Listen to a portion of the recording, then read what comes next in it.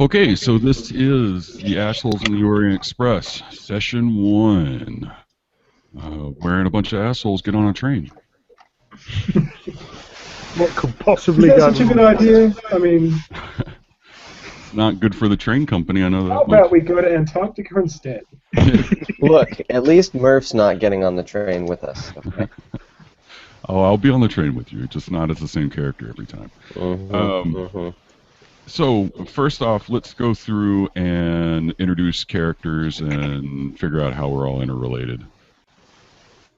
So, first, let's see who is. Somebody has jacked with my fold. No, that's the wrong folder. All right, there we go. Okay, so let's do Nigel first. Stanley Armstrong, right? Yeah, okay, so Captain Stanley Armstrong of the Royal Engineers, 170th Tunnelling Company, World War One veteran, resident of Manchester, middle class, new money. As at that time in Manchester, there was for the past 100 years was a massive boom time in manufacturing. Yeah, there we go. Anything else I'm missing? Slightly insane after the war, but otherwise pretty stable. Stayed on as a commissioned officer after the war, and yeah, that's where we are now. All right, Cool. Tristan.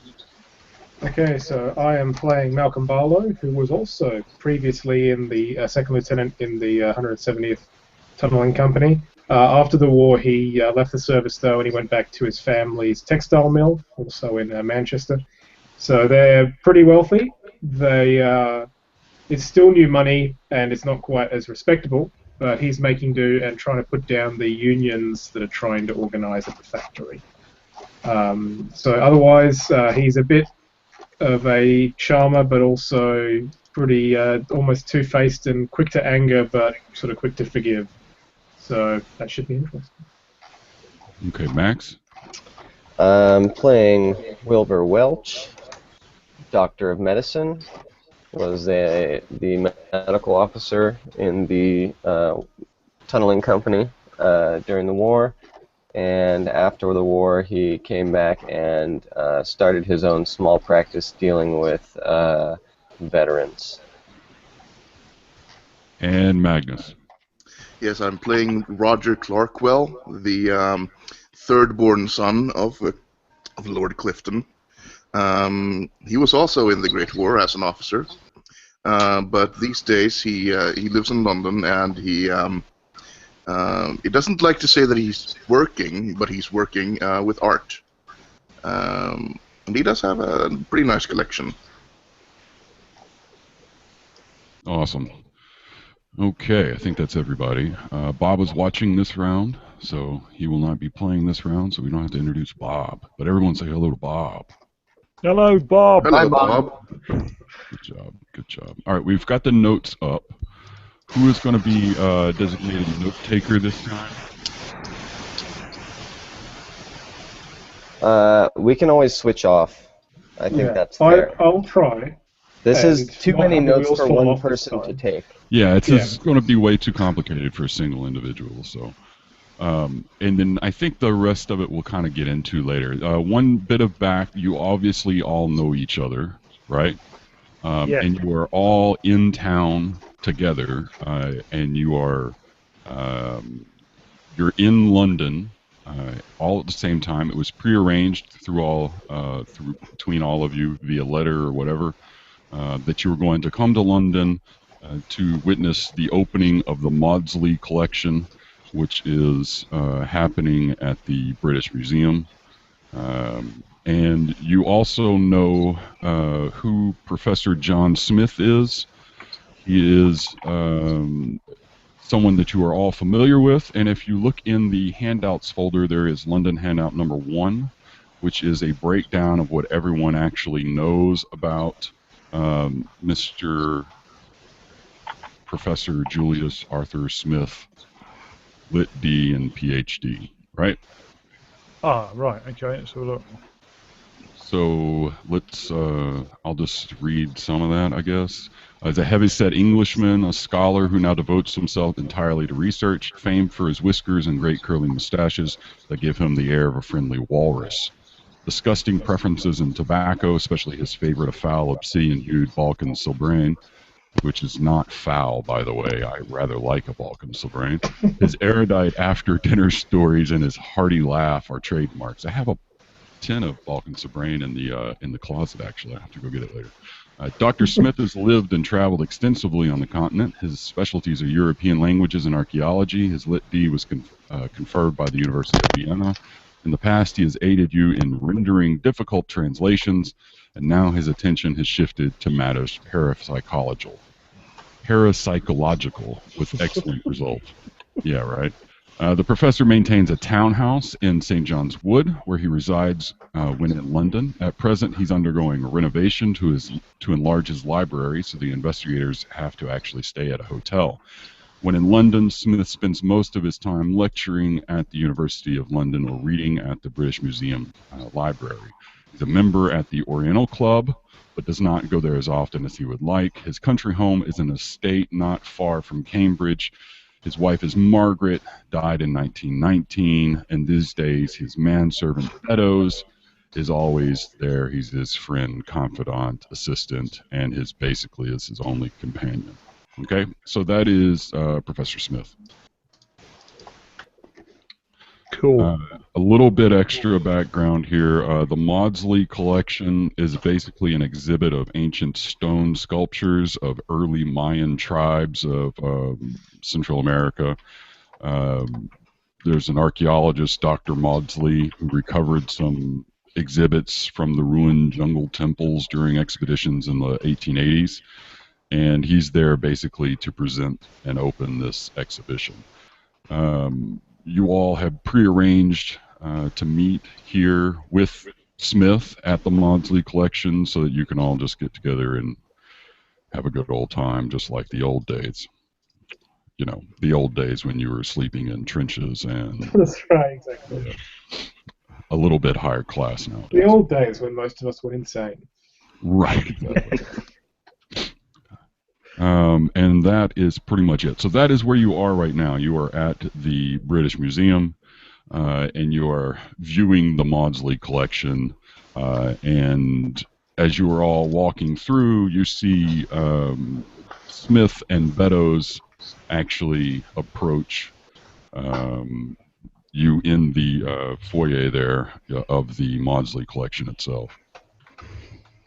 Just to understand the connection here, I take it that with Magnus's background, he's the key connection to this guy, or do we all know him, or? You all know him. All Right. of you, Sorry. you all know him somehow or another. I'm not really giving a damn how you know him. Okay. The point is that you do know him. Right. Sorry. Thanks. No, it's fine. I mean, it's one of those things, you know.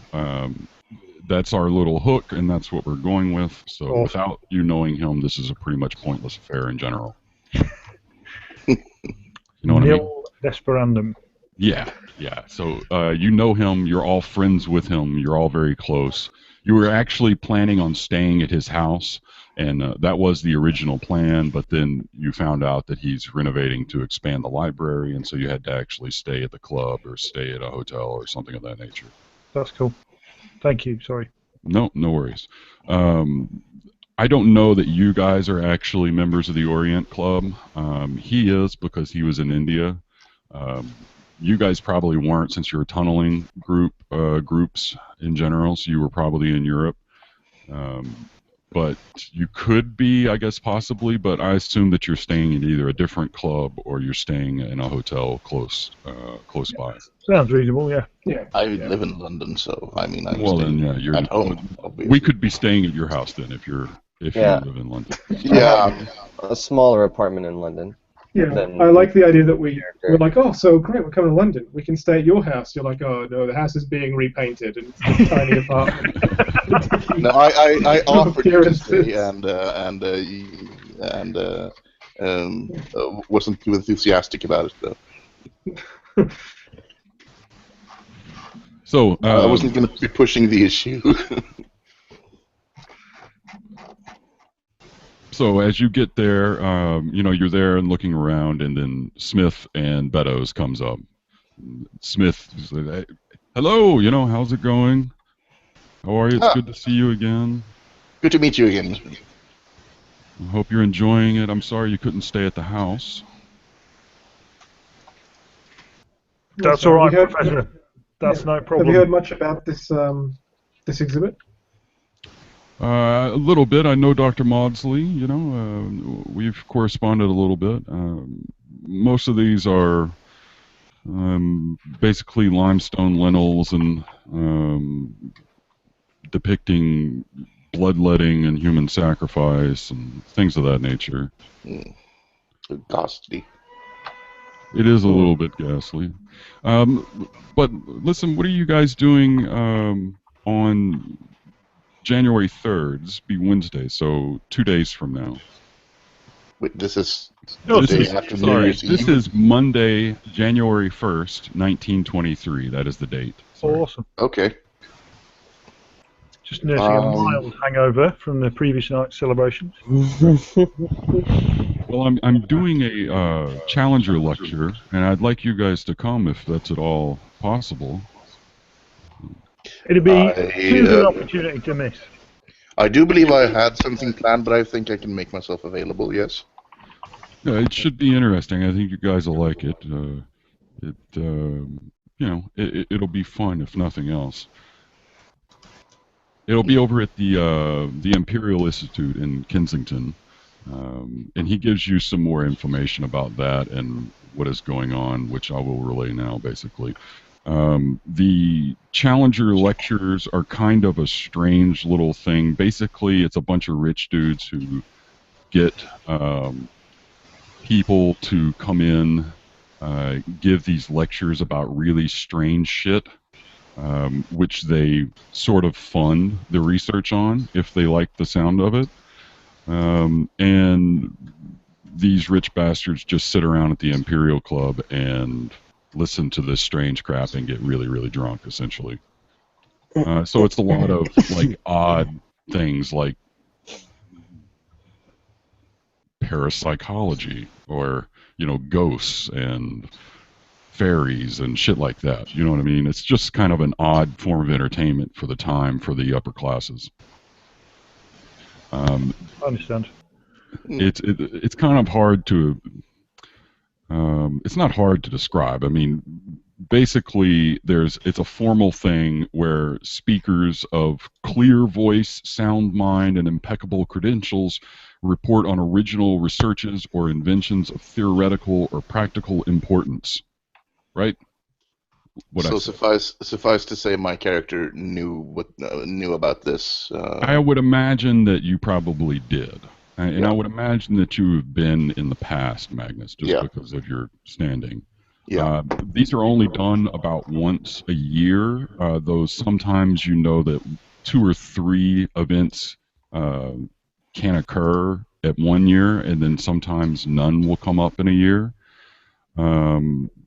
It's held by the Challenger Trust Banquet Lecture Series is what the formal name is, and trustees, I think they actually enjoy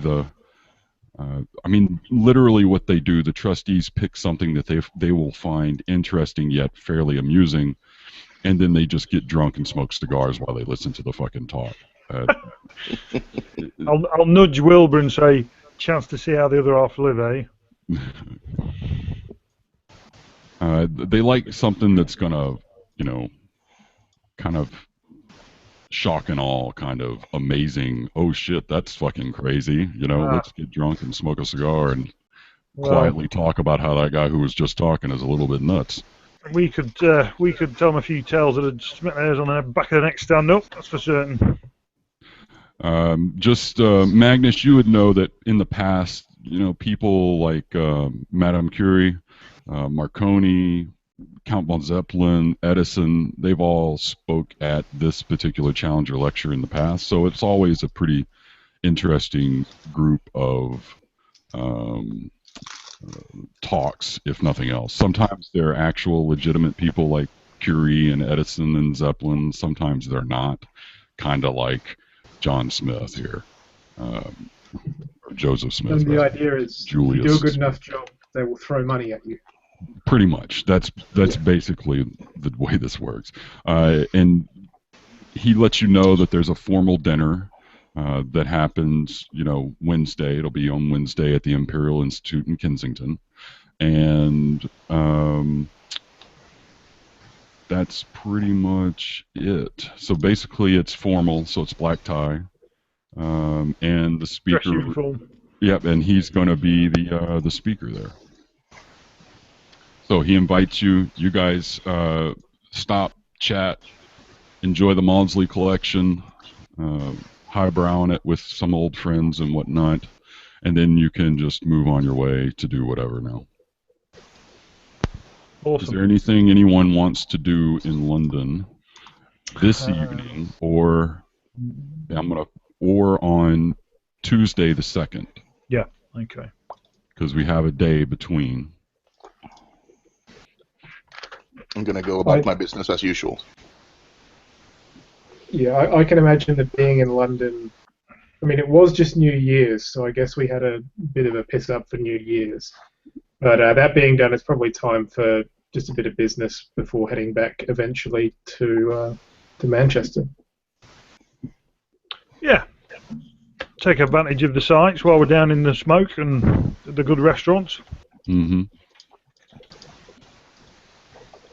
Okay, so we'll just assume that we all have the means and funds necessary to get everybody a fucking tuxedo. We're all of that class and officer caliber, so we'll all have at least formal dress, if nothing else. So formal uniforms or a black tie, one or the other. So Nigel, I imagine you're probably wearing your dress uniform as opposed to a black tie. Yeah, sounds good.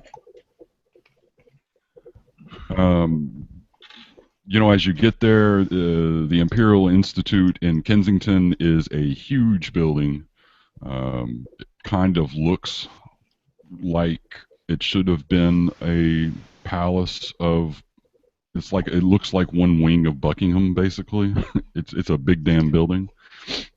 As you get in there, it's a sea of strange tuxedos and gowns and immaculate dress uniforms, jewels everywhere. I imagine I I know quite a few of these people. Yeah, because you're in the same social circles as many of them, so you know most of the people who are here. So I'm gonna go shake hands with most of them. With them. Yeah, there's more of the... This is a high level, social event of the year, so it's a big to do. And then after an hour or two of socializing and dinner and drinks, they get down to the nitty gritty. They go into the grand hall where chairs have been set up and a small stage with a podium, and they begin by introducing Dr. Julius Smith. So this guy comes out and says, tonight the speaker is Dr. Julius Smith. His rigorous skepticism and methodical analysis earned him high reputation as a debunker of mediums, spiritualists, fortune tellers, prophets, holy sites, apparitions, and so on. He steadfastly refused to give any hint of his actual topic for the evening. So with that, Dr. Julius Smith, and your buddy comes out. He's a rather big man. Like we said before, he's got really big chops, mutton chops with a huge pointy mustache. He looks like the lovable walrus that we mentioned earlier. In the handout, it mentions that he's that way. He looks like a nice guy in general. He's rather jolly in general.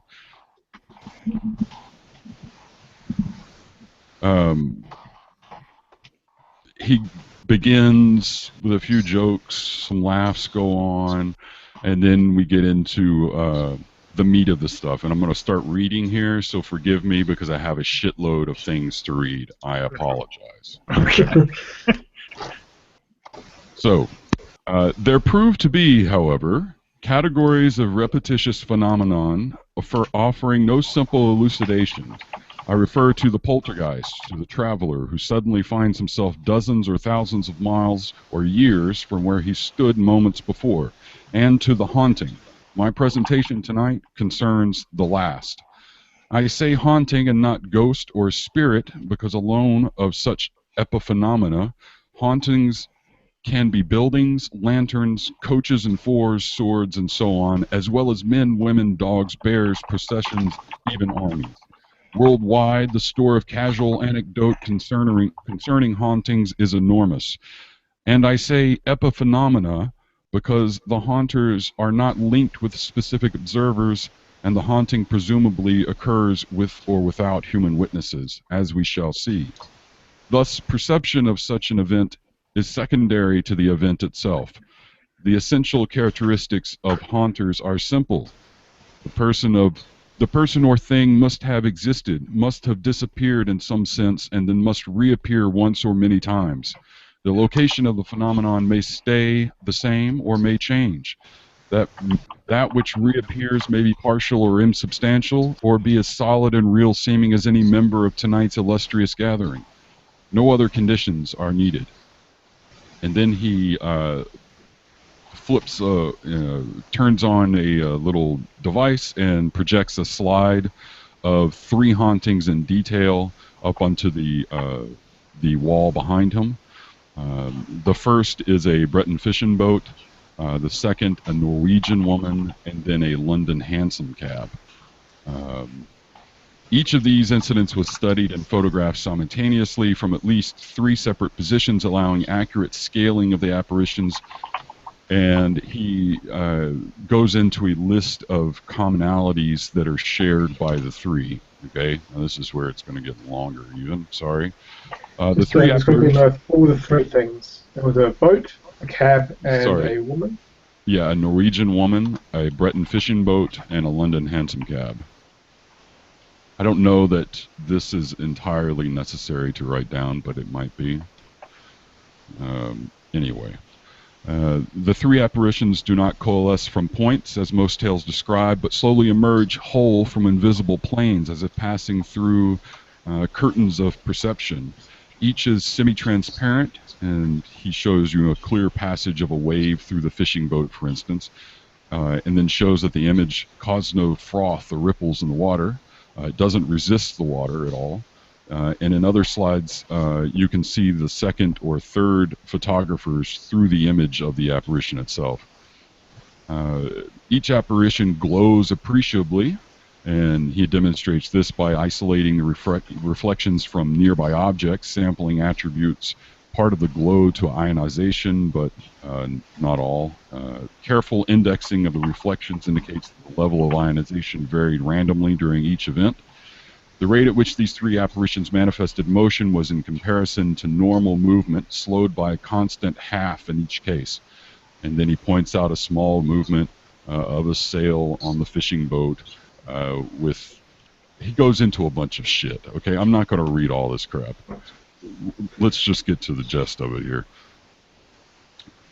He concludes by observing that in the past 30 years, science has begun to learn about that which cannot be seen or normally sensed, and that some behavior on the atomic level is impossible in the greater world. And he's come to think that hauntings offer clues to so far indefinable ways of arriving at or opening a way into other dimensions. It's my belief that such hauntings represent clues concerning a natural universe, much larger and much stranger than we imagine.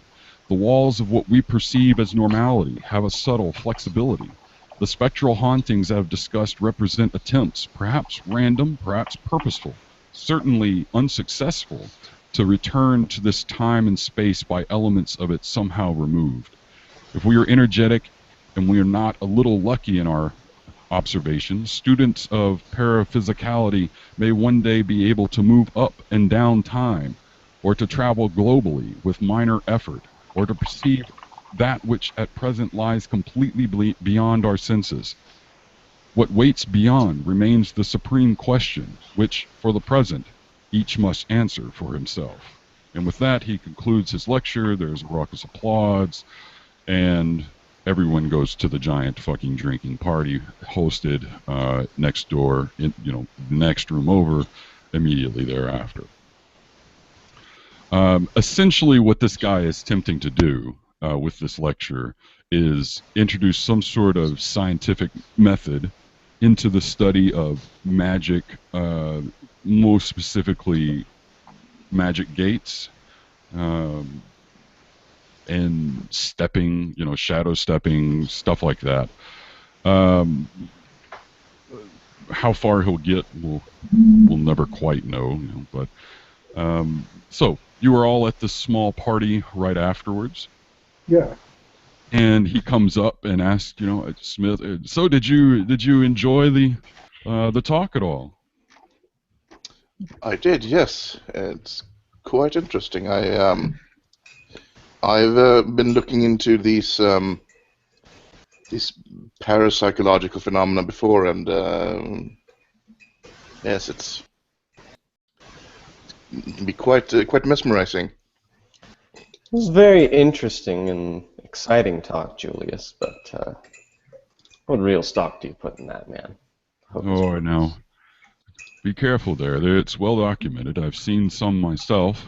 I don't know where they come or where they go, but it's definitely there. It's just a matter of figuring out what is actually happening, I think.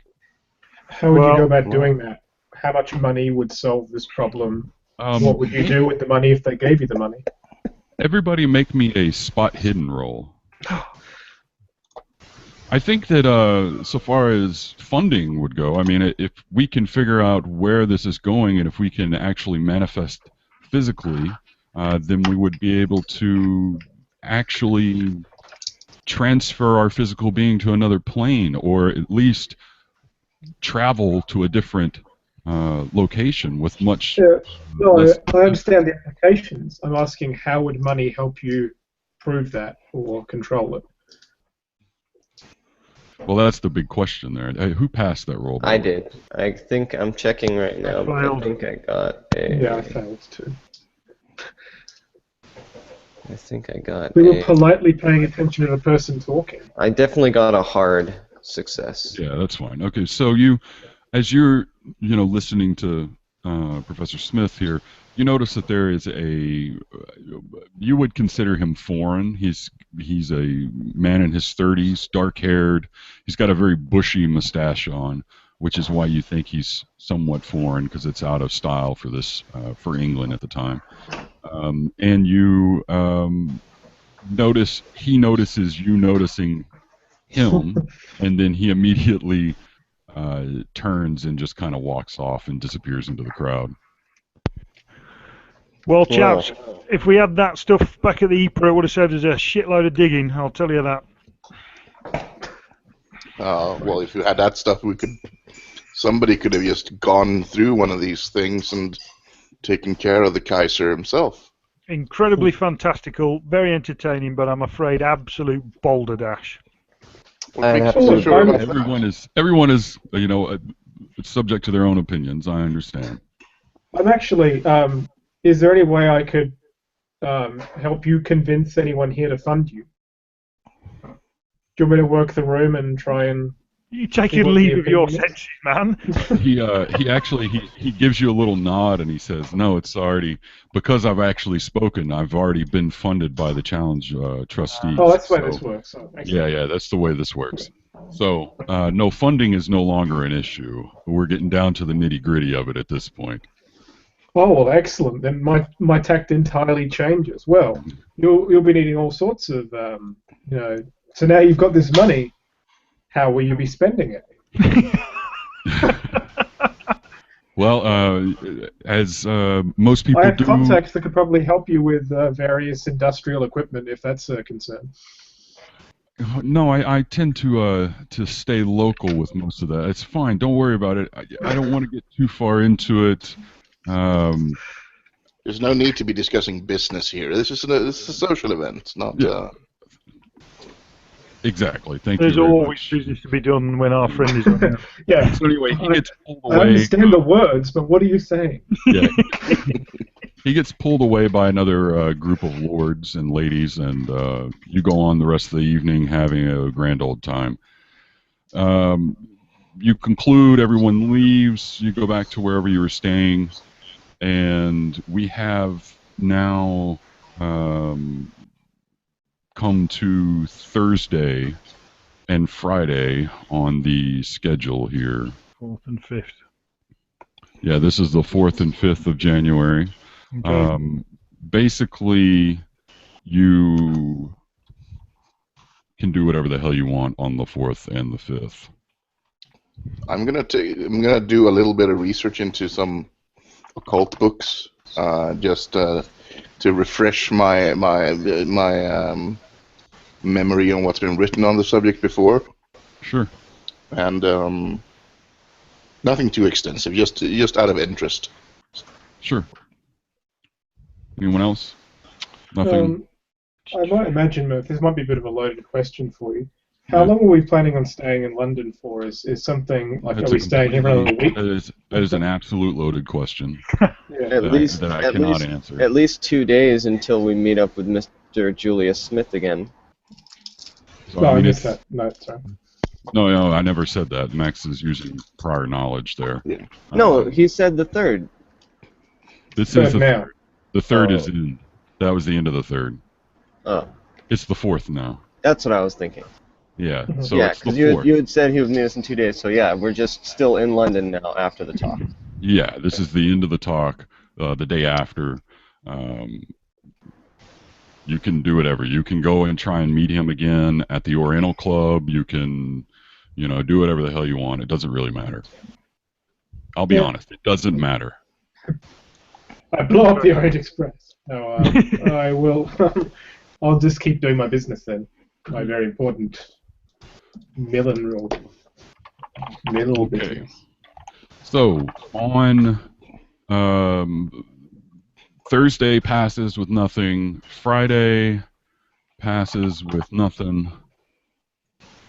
And I will actually suggest that for Friday we go out for dinner. Okay. okay, Well, that's fine. Friday you go out to Or dinner. do we do like a monthly meetup? Like play cards or something? I would imagine that you do And have meet up on a drinks. regular Yeah, I like that. regular basis. Since we're the only fuckers that can stand each other. Yeah. And the other thing we didn't. Wow, what are the odds of this? This is almost Yeah, like yeah, exactly.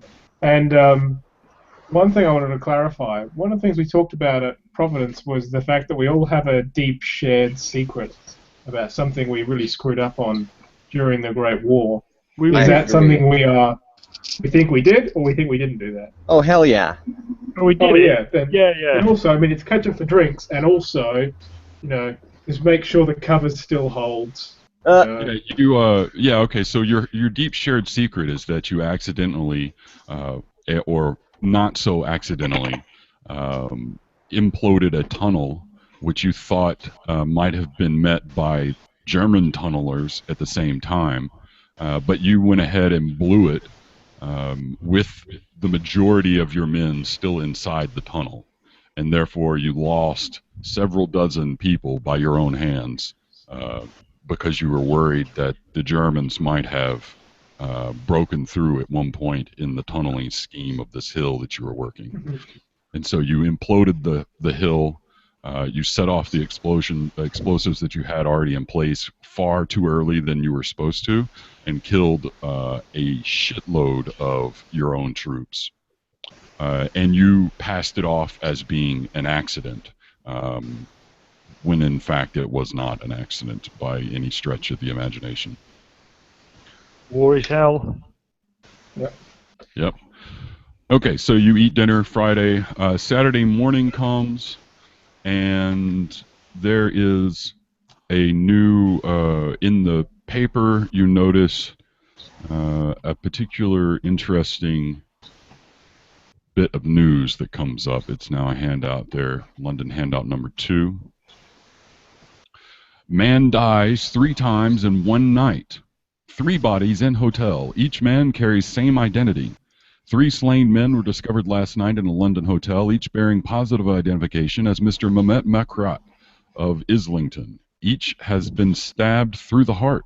Maids at the Chelsea Arms Hotel discovered the remains. The room also was registered in the name of Mr. Makrat. Bona fide papers identify the trio as one man, the Mr. Makrat, who is a Turkish antique and art dealer doing business in this city. The victims bear superficial resemblances, and each had passed as Mr. Makrat since independently arriving in London 3 days ago. Confusingly, the real Mr. Makrat, or at least the man described by neighboring shopkeepers as Mr. Makrat, cannot be found. Police request that he come forth. The passports of these Turkish nationals record independent worldwide travels for each man over the past 3 years. Inspector Fleming of Scotland Yard is at a loss to describe the meaning of this bizarre mystery, but is eager to converse with any of the other Makrats still living. Considering my background in arts, have I heard of this man before? Roll of luck. 98, no. You're a little more upscale. So you deal with the auction houses. The auction houses might have dealt with him. Yep. Everybody make me a spot hidden as well. Johnny Foreigner messing up with London again. 97. What bodies? 44, that's a pass. I think I fell. Yeah. When will those Turks learn? Nigel, your racial hatred makes it so you can't even think straight. 23. All he is a can see is success. red. Or brown. Where did you roll, Magnus? Yeah, I rolled into the wrong window, but I got a 44. That's a pass. I got a hard success. All right. Also, you notice the 2 guys who passed notice this, and this is, I can't keep it from the people who don't, so you get London handout number 3. This bit is a little bit more shocking. Professor's home burns, fears for his safety. Professor Julius Arthur Smith, a figure well known in academia, was sought today following the burning of his St. John Woods home under mysterious circumstances. Missing also is Dr. Smith's manservant, one James Beddoes. Witnesses saw a man resembling Beddoes run from the house just before the fire broke out. Anyone knowing the whereabouts of Dr. Smith or Beddoes was requested to contact Detective Sergeant Rigby at Scotland Yard's Arson Division. Good God. I'm going to call the others. Yeah, so you call the others. Do you agree to meet at... I assume you I all invite have them a to club. I invite them to come to my home. Leaving at that, Well- it might be best to meet at the police station. Well, let's look first Well, off. why would we meet Wait, at a hang on, police wait. station? Let's get this down first. You guys are well off, at least partially. You have a decent credit rating, so you're probably members of some club or another. You remember, club life in this era was huge. Yeah. So we can assume that you're either reading this at the club or you're about to be at the club, because that's what you normally would do whenever you are hanging in London. You stay at the club. Well, I stay at home, so I mean, you stay at home. you But go I to the would, club. since I'm calling them one at a time, I would invite them to come to my sitting room. Well, the club itself probably has free food, though. So Sure. yeah, I mean, even you, Magnus, would spend more time at the club than you would at home. Okay, That's sure. the way that would work in this day and age. Okay, then I would invite them to my club of preference. Okay, so you all arrive at said club, whatever the hell that is. Mm-hmm. And yeah, you get there. Did you read the newspaper today? Yes. Horrible. Yes. This is terrible. We need to help out. We need to talk to the police, or at least go over and check out what's going on. I imagine sure we could talk to the police. I'm not sure if we have anything to tell them, really. We might have been the last people to see him, plausibly. I mean, If he wandered off to go do anything with his experiments, who knows? At this Surely point, the people at the Oriental Club would have seen him after we did. At this point, one of the servants for the club comes up and presents the group as a whole, but we'll say Magnus in general. He presents you with a. He says, "I'm sorry, sir. This arrived via cabbie for you just now."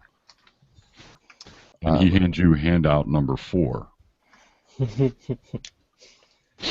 Flying through handouts like crazy. Inside is the envelope is a calling card from Julius Smith. On the back is written, "Come at once. I haven't long. For God's sake, let no one follow you. J.A. Smith." And on the front,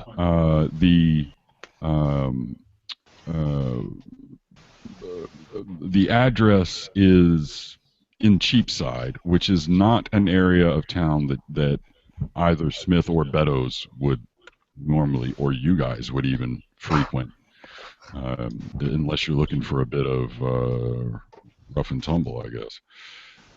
Also, you notice that the envelope is sealed with a wax seal and a signet, it looks. It make a spot hidden.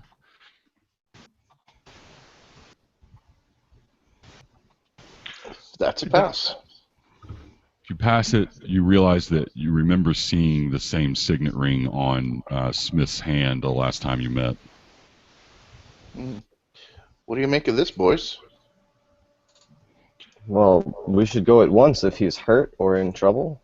Our friend sounds in need, and we should respond. I'll gather my medical bag and get ready to head out. So get some supplies, some sedatives. Okay. Some bandages, whatnot. Are It you said gonna said that there was a fire that burned down his house, so some burn ointment or whatnot. Right. Are you going to take any precautions going here? Or are you just going to hail a cab? I mean, he says be careful. So I've got my trusty sidearm, and let's face it, we're grizzled veterans. We dealt with the Hun. We can handle a few ne'er-do-wells if we come across any.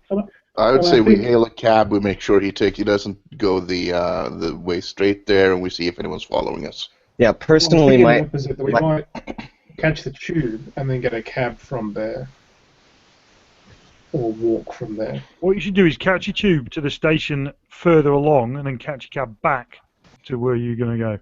I would suggest. However, So I tend to agree that it's not a matter of let's be overly careful here. It's more that whatever's convenient, and maybe have a little bit of a show of doing something, but we're feeling probably overconfident. Yeah, the important thing here is that you are trying to cover your tracks, not that you are going. That's all we need to say in this particular instance. So whenever you get to this address in Cheapside, it's a bed-sitting room in a rather dirty building in a rather random street. It doesn't seem anything.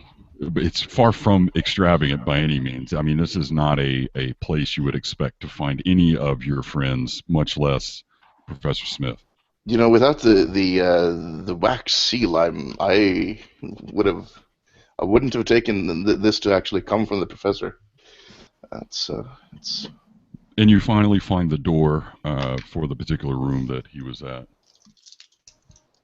Now here we go, guys. The first door. Well, I knocked on it. I'm keeping my eyes open up and down the corridor. You knock, and who you know to be Beddoes opens the door. He opens it rather cautiously. When he does, you can tell that both of his hands are bandaged, and he's rather on edge, and issues you inside as quickly as possible. Beddoes, my good man, what's happened to you? Please, sir, come inside. What the good grief? Inside the room, the drapes have been pulled, shutting out as much light as they can. It's rather dim and dark in there. And you can see the professor sorta on the bed.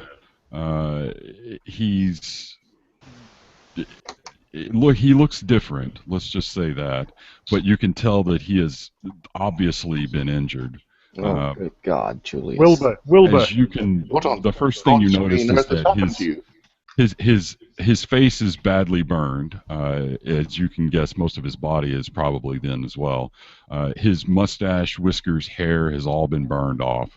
His eyes are swollen shut. In fact, anyone who is this close to him to recognize needs to make me a sand roll real quick, because this is We've some seen pretty worse. I make it. horrifying. Yeah, We've all seen worse. Yeah. I think because we don't have to roll for injuries. injuries. Yeah. Fair enough. And, But this, you've seen injuries, but you're not accustomed to seeing burns of this nature on a close friend. So Can No, but I- gross injuries. Can I? Anyway, let's just roll. So what was the damage, Murph? 1d3. Oh, cool. Then I'm fine. Yeah, that's what I'm saying. It's Could I Yeah. try and give him a medicine or Well, first make aid me roll? Max, as you come in, you notice as you're looking at Smith there in the bed, you notice that the side table is filled with morphine, burn solutions, salt and protein solutions, tubes. He's got like a veritable pharmacy of hospital shit right here beside him already. And you go ahead and make me a medicine roll. Okay. I'm actually covering my Oh. mouth and running outside the room to throw up. He's lost 3. So. Jesus. No. Yeah. No, I got a didn't? 71. Okay, That's well, not a success. You get the feeling that Beddoes knows what the fuck he's doing here for whatever reason. Okay, you can tell that he's obviously been. I'm going to tell you as if you had passed it. It's not that important. I mean, you can tell that Beddoes knows what he's doing, and he's actually doing the same thing a normal doctor would have done in the same situation. Very good, Beto. Seems like you have the situation handled. Yeah. The professor, when he hears you guys come in, he's really struggling to sit up in the bed. Beddoes grabs a pillow, throws behind his head a little bit, and he starts to tell you a little bit of things here, which I'm going to get into, but first I'm going to give you some notes. So what's going to happen right now is that Beddoes, the professor's going to give you the shit that you need to know. And for your convenience, Beddoes has decided he's going to take notes, which is pretty handy because he has burned the hell out of his hands, but we'll leave that little loophole open. You all have to get fairly close to the professor to actually hear him. His voice is very hoarse and coarse, and it kind of comes and goes, but you can understand him. Max, you would know that this is probably due to either inhaling flame, or superheated smoke during the fire. His throat's probably severely irritated from inhaling smoke. Right. I mean, he's not looking that good right now, but he's not. He's looking like a roasted chicken, not a spring chicken. Yeah, exactly. He's not on death's door at this point. He's stable, but he's in a shitload of pain. So, London Handout 5 is going into the Dropbox there. So, he tells you, this is what Smith says, okay? He's been on the trail. I'm just going to list this shit out, okay? I'm not going to role play this shit because it's too much to try and do, okay? He's been on the trail of an evil occult artifact, okay? It's called the Sedefkar Simulacrum. It's a statue, and it's a source of this great magical power. It was taken apart at the end of the 18th century, scattered across Europe.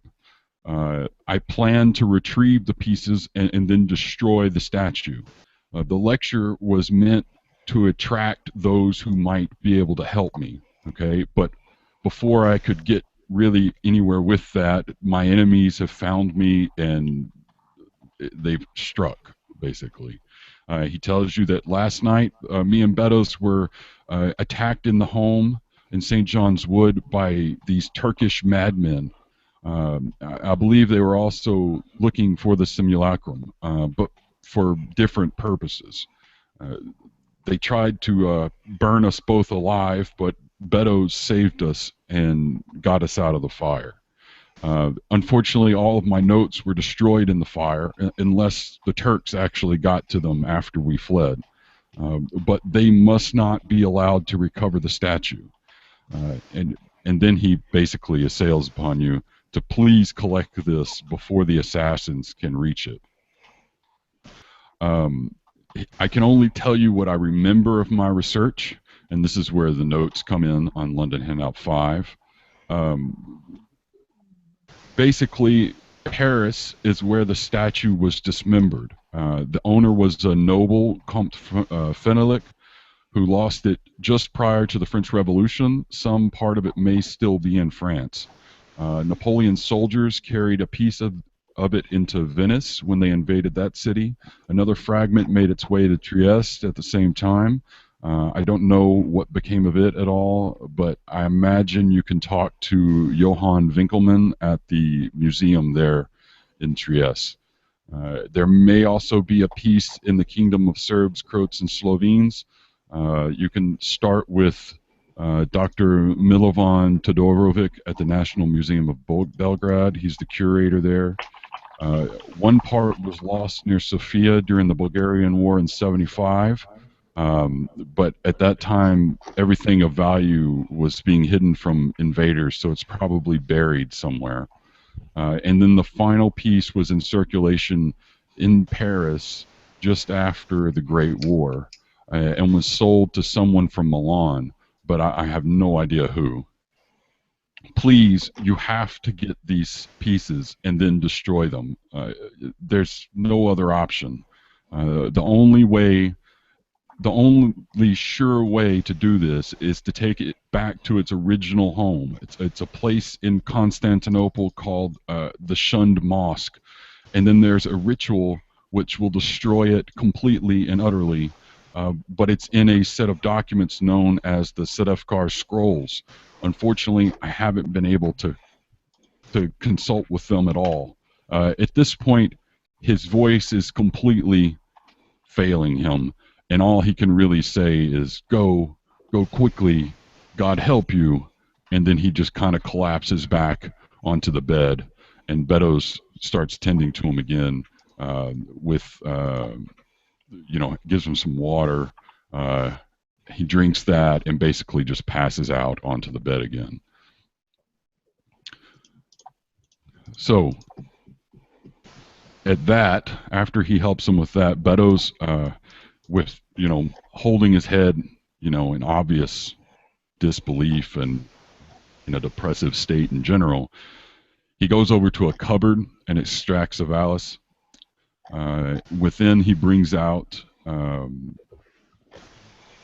a big wad of cash. Basically, he hands over 200 5-pound Bank of England notes, 1,000 pounds sterling total. He gives you the case along with the notes that he has taken. That was London Handouts number 5, and says, look, he wants to fund this expedition. I know that he would have done the same thing if he was able to. That was what we were planning on doing. Don't worry about keeping track of things. The money is yours. Just for God's sake, you have to finish this. I don't know, if he's not going to be able to, they're going to keep doing it until someone else stops them. Before the attack, we were planning on traveling via the Simplon Orient Express. My master's accustomed to comfort in that manner. And then he falls silent and asks if you have any questions, and that's really it. Any questions? So I stumble back into the room after having thrown up. Oh, I yes, think sorry. I'm just kind of sitting there in disbelief, just kind of like, what? What? This is just escalated very quickly. Yes. You've missed an amazing tale here, Clarkwell. What's happened? Why? Why? How did this happen? We shall recount. I'm asking Beddoes, specifically. I'm asking specifically about the burns here. Right, Beddoes. Beddoes says that we were in the house at St. John's, and then we were basically besieged by some Turkish-speaking assassins, essentially. Good God! The first Beddoes the would not first be one- speaking that nicely about them. Yeah. Okay. Look, I'm paraphrasing to get us rolling here. They tried to stab me, sir, and when I answered the door, but Beddoes, I pushed them away and locked the door, but then they just burned the damn house down instead. Fair play. All right. Damn Johnny Foreigner. I know, right? Never play fair. Fucking So- Turks, man. Yes, the Uh, Turks. I think that's pretty much my line of reasoning is let's go find the Turkish quarter and let's start messing it up until we figure out who's responsible for this. And then But we beat how- answers out of them. Haven't you talked to the police? Do Well, you have Surely the boys down at Scotland Yard must. Please, sir, Yes. you must go quickly. But we're not staying here long. You have to go. You have to help. Chaps, Yeah. if there's a threat from the east, we've got to deal with it, just like we did last time. This is a bit different than the Kaiser, wouldn't you say? Well, no, the Turks were on the Kaiser's side, so it's Turks really on the the same. Kaiser side, yeah. Yes. Mm. Well, let's say time for some action. It all sounds amazingly fantastical, but I've got to say, it's either which way, even if all this magical gubbins isn't true, they've committed a heinous crime on my friend and need to be dealt with. That is All of the Turks? Yeah, I'm All of them. fine with the plan. Yeah, pretty much. At this point, they're all fair game. Yeah. But how about we meet in the middle here? Let's get on the Orient Express as the butler would have us, and then once we're on the Orient Express, we can just harass any Turks we find on the express there. Yeah. We still need to talk to the police. Yeah, talking Yeah, to the the police police- is a valid option, honestly. Yeah. Do you have any other questions for Beddoes? Because he's really trying to get you out the damn door. Is he? Yeah. Right, okay. Yeah, he If you really were wants you to frame go. I any mean, Turk, could you describe the Turks at all in any level of detail? Whether they were wearing something odd, had no. a certain style. He said I only caught a glimpse of them and heard them shouting from outside, and then they burned the damn house down. How do you know they were Turks? He's picked up. He was in Gallipoli campaign. Gallipoli, yeah, during the First World War, so he knows Turkish when he hears it. Somebody might have spoken Turkish without being Turkish. Not a whole group of them. He's 99% certain they were Turks. Okay. All right. Now, does this not tie up with the other report in the paper? The what's his name? The Mahmoud Mehmet fellow, the Makirat. Turkish gentleman. Makirat. Yes. Maybe we should. Makirat? I'm calling it Merton Macarat. Yes. Makirat. Let's go Makirat. That's easier. Yeah. I don't think there's a real way to say it. At least I'm not going to look it up. We're just going to go with that. Well, there's a And remember, Turkish it's way to not say it. Macarat. Macrat, yes. The Macrat fellow. The muskrats. The muskrat. Yes. So maybe Clarkwell should use a bit of his influence with the police to find out what they discovered in their investigation. See whether the two are tied up. I don't want to go barreling out of London just yet, guys. I think we can do the best of both worlds. We can go there and present Beddoes' testimony as our own and be like, we were going to see our friend, and then there was this horrible... We saw these men skulking about, and then we got an important, and we had to, for a different reason, had to not go there. But it did seem strange. It seemed like they were watching him, and they were speaking all foreign-like. So I'd crack down on that Turkish. That Now, could be Max, purchased. If I was you. Max, this story did bring up the one instance at the Challenger lecture a few days prior when you were talking to the professor and you noticed the foreign gentleman who was taking a keen interest in the professor from a distance, and then once you noticed him noticing the professor, he slunk off through the crowd, and you would definitely have pegged him as being foreign, Turkish. very possibly Turkish. So, thinking back on it now, it seems like he would probably be Turkish. Thinking Yeah, back you on would it say, now, yeah, it you could have really did easily cause been your friends Turkish. horrible injuries. I feel sad at this and become more jaded against the Turkish threat. Well, no time. There's no time to waste, really. Let's get to Scotland Yard to talk to this Inspector Fleming. Right. You do that. We'll go organise some tickets. All right, so you're leaving the bed sitting room? Fine, on yes. Cheapside? Yes, we are. Let's meet up Okay. back at the club. Okay. And if you see any Turks, don't ask questions. Just start, getting the boot in. Damn straight. That's perhaps, but so you guys are going to do what? You're going to try and get tickets for the Orient, and then it's sounding Magnus. to me like Magnus and Max might be going to do that, and Nigel and I can go organise the actual route and the travel details, and maybe stir up some trouble with any Turks we see along the way. I mean, do we have any? We've got. I mean, you can get tickets at any point. What we need to figure out. Let's do the research side of this game at this point, I guess. So we'll go with Max and Magnus going to Scotland Yard first. Yeah. Yes, we will. yeah. Sounds good. Okay, so you two take a hansom cab down to Scotland Yard. You walk in, and what do you do? I ask for Sergeant Rigby, Detective Sergeant Rigby.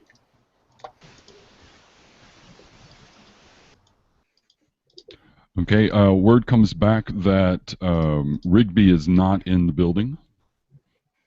Of course. When is he expected back? I have no idea, sir. I'm sorry. Where is he? He's working a case right now. Is he perhaps working the case on Professor Smith? I have no idea, sir. I just know he's not in the building. Well, I will give him my calling card, and I'll give the desk sergeant my calling card, and ask him to call me immediately. Yes, sir. Thank you very much. Anything else? No, that'll be all, and then we retire to the club. Now make a what is that? Make an idea roll, you two, real quick.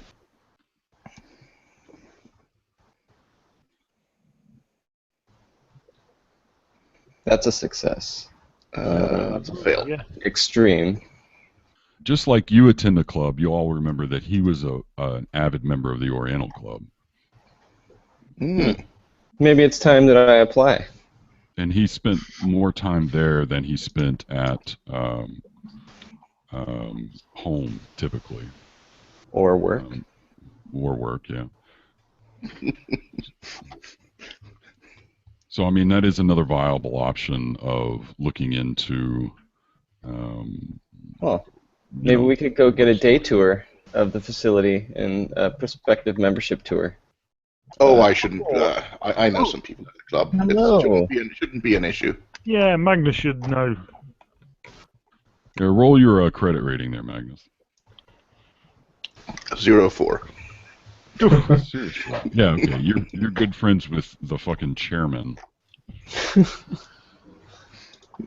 You are actually a member of the club, but you never attend, similar to Smith. Let's go have a visit. If you think he's dead, let's visit.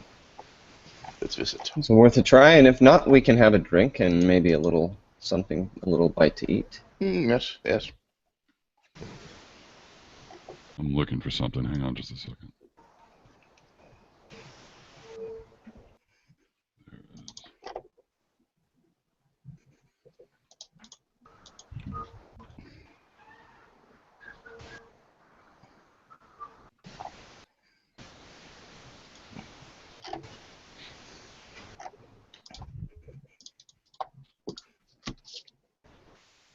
Sorry, give me a second. I'm trying to find the fucking page here. Should have marked it. Cool. What are you other two doing while they're going to the club?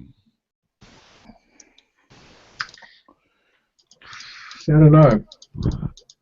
Are we not nailing some tickets and bits and pieces and getting our affairs in order and getting some Yeah, they're Yeah, probably I mean, actually That's probably packing. reasonable. Yeah. packing and yeah. So you can book tickets for the Orient in one of two places. You can either go to Thomas Cook and Son, or you can go to the Compagnie Internationale de Lagen Litz. Both are ticketers for the Orient Express, or the Simplon Orient Express. I think the first one sounds far more. The first one sounds far more German. Or the second one sounds more German, so we're not doing that one. We're First one going with the French yeah. one. I think the second one's more Second one's French. but- French, yes. Yeah. just as bad. Well, yeah. Well, it's better than German though. I mean, No, objectively. Thomas Cook. If you We'll go have to to pick- Thomas Cook. Yeah. Yeah, we'll go to Thomas. It does sound British, I yes. think foreign was the most important part of that equation, not British. So you Non. go to Thomas Cook's. You arrive. There's a number of desks there where you can sit. It's a rather posh place. This isn't your normal ticketing agent by chance. You know what I mean? These are the high-class ticketers. Yes, sir. How may I help you? Good morning. We require some assistance in booking passage on the Orient Express for a group of us. Sure. Not a problem. I assume you'll be traveling first class? You assume correctly. How many tickets will you need, sir? We're not taking the butler with us, are we? Sorry, completely out of character. No. Okay. No, Four but tickets. one of the other things we're going to do is contact our other friend later, so he'll be coming too. So Yeah, tickets, 5 please. tickets. 5 tickets, please. 5 tickets, yes, sir. How many? 5 tickets. That's £21, 14 shilling, 9 pence a ticket. Let's round it up to 22 and just make sure we get the best service possible. And I'll whack a load of fibres on the desk. Or whatever. Well, you can't. They're about that big in 1920. They're huge. So That's I'll right. lock them out. They're like this. Yeah. So. Yeah. He also mentions the ferry crossing, sir, is not included in the ticket for the Orient. Would you like a first class berth on the ferry as well? Young man, Please.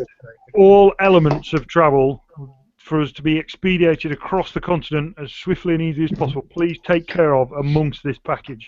Okay, so that's another £6 per for the ferry crossing. About £30 each. So add all that up, take it out of your cash, and then that he gave you, I'll assume, is what you're using at this point. It's about 140. So the first number was what? £18. 22. 20, About 60. 20, let's say £20. 22. So call it £30 each because you were generous there. So £30 each. No, £22 each, and then And then Plus 6. £6, And then so £6. let's call it 30. Yeah, So let's call it 30. that is a huge tip. yeah, that's a massive amount of money. But, That's a lot yeah. of adding extra. So let's just say £27 each. £3 is a lot of goddamn money. I think I agree it's a lot of money, but part of that was just Wait, get it done. 27 Best service, is- no questions asked. If you round it- don't look closely in our bags. Yeah. But 27 is less tn the actual price, so that's probably out if you the round it window. to 20, if you round it to 28, that means you're giving him a 5.5 shilling tip on each ticket. 5 tickets means you've given him over nearly. Well, you've given him a guinea tip, which is a tip. Insane. So, yeah. So let's 28 28 will do. 28.5, so that's 140 quid. I'll make it. Thanks, Bob. Bob's with me. Thank you. Good job. Now so now you have tickets at least. What day? Actually, he tells you they're not set for days. You just show up with at the ferry or at the station. Yeah, at the station. You'll be put on a first-class cab, and then you'll be transferred to the ferry there at Dover. Excellent. Are these first-class tickets for a room each? Yes. Not on So the we train. almost have the a whole train is carriage the train to is ourselves. the train's 2 per person, right? Yeah, the train is 2 per person, but on the ferry, I think it's Right. on the ferry it's 2 per person as well. I believe, isn't it, Max? I think it's double berths. Yeah, it's double berths on each. Okay, that's cool. So you'll be doubling up. Doesn't sound very first class to me. It is a train, Magnus. A train. So? If you want to buy 2 tickets for yourself, you can have your own. But that's No, going I'm not at the ticketing agent, so I get to Exactly. complain. Listen, With the choice, he didn't request. I think that having 2 people in a room together is probably a really good idea. That may be. Sneaky Ottomans doing nefarious things. Sneaky furniture. I think that there's safety in numbers. Okay, so now that's done. You guys go to the Max and Magnus go to the Oriental Club. Yes. And I'm gonna tell Wilbur specifically that there may well be Turks here. Let's not kill them. I'm fairly sure that none of the Turks at the Oriental Club were involved in the arson. Don't worry, my good man. My Hippocratic oath takes me only so far as I am being attacked, and then it no longer holds. Good.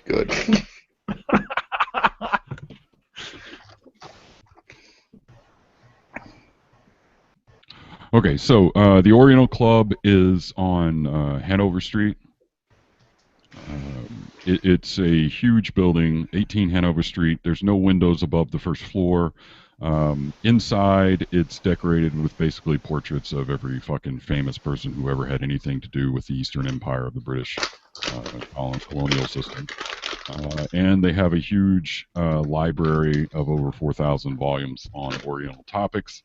It's a very sedate and conservative club. Magnus, you're going to have no problem getting in. The good doctor here, roll your credit rating. Okay. And my credit rating is a 40, so let's see what happens. Hooah! That's a success. Yeah, because you're accompanied with Magnus, they go ahead and let you both inside the club. Woohoo! Now, once you get inside, there's a rather large, kind of like a convening room or a sitting reading room with overplush chairs surrounded by African elephants and Bengal tigers and fucking all sorts of stuffed animals with a bunch of fogey old white dudes, bearded and mustachioed, drinking scotch and smoking cigars, gossiping like old women. So I'm gonna find the nearest servant and ask him if Sergeant Rigby is here. I'm sorry, sir. I don't believe that he's a member. Ah. Who thought I was a member? Rigby? No, not a member. Professor Smith was a member. Yeah, but why did we go here? I mean, I have no idea. You said you wanted to come here. Out of character, why did we go here? I think we were both under the impression that you had said that the officer might be here. Yeah. No, I said that that Smith came here fairly regularly, not the officer. Okay. Well, do these types of places have like lockers or off like or Yeah. something like that? Yes, they do. Um, You would know that from your own club, from Magnus's club. You know, they offer there's coat check, and then they have a large facility off to a side where you can store items, small lockers where you can put notes and well, hats and cigars and liquor and stuff of that nature. well, Roger, why don't you see if you can pick up the things that our friend Julius sent for him, if he has anything here, maybe. Right. Um, well, I suppose it doesn't hurt to give it a try. So I'm gonna walk over to the counter and say that I'm here to pick up some things for Professor Smith. Oh, well, we're very sorry to hear about his disappearance in the fire yesterday. It's shocking news to everyone here. One moment, sir, and he walks off and comes back, and then your good friend, Lord something or other. Titan Smith. No, it'd be a name. I was thinking Dunbury. Dunbury. Lord Dunbury comes Yes. around and says, Roger, good boy, what's this about Professor Smith?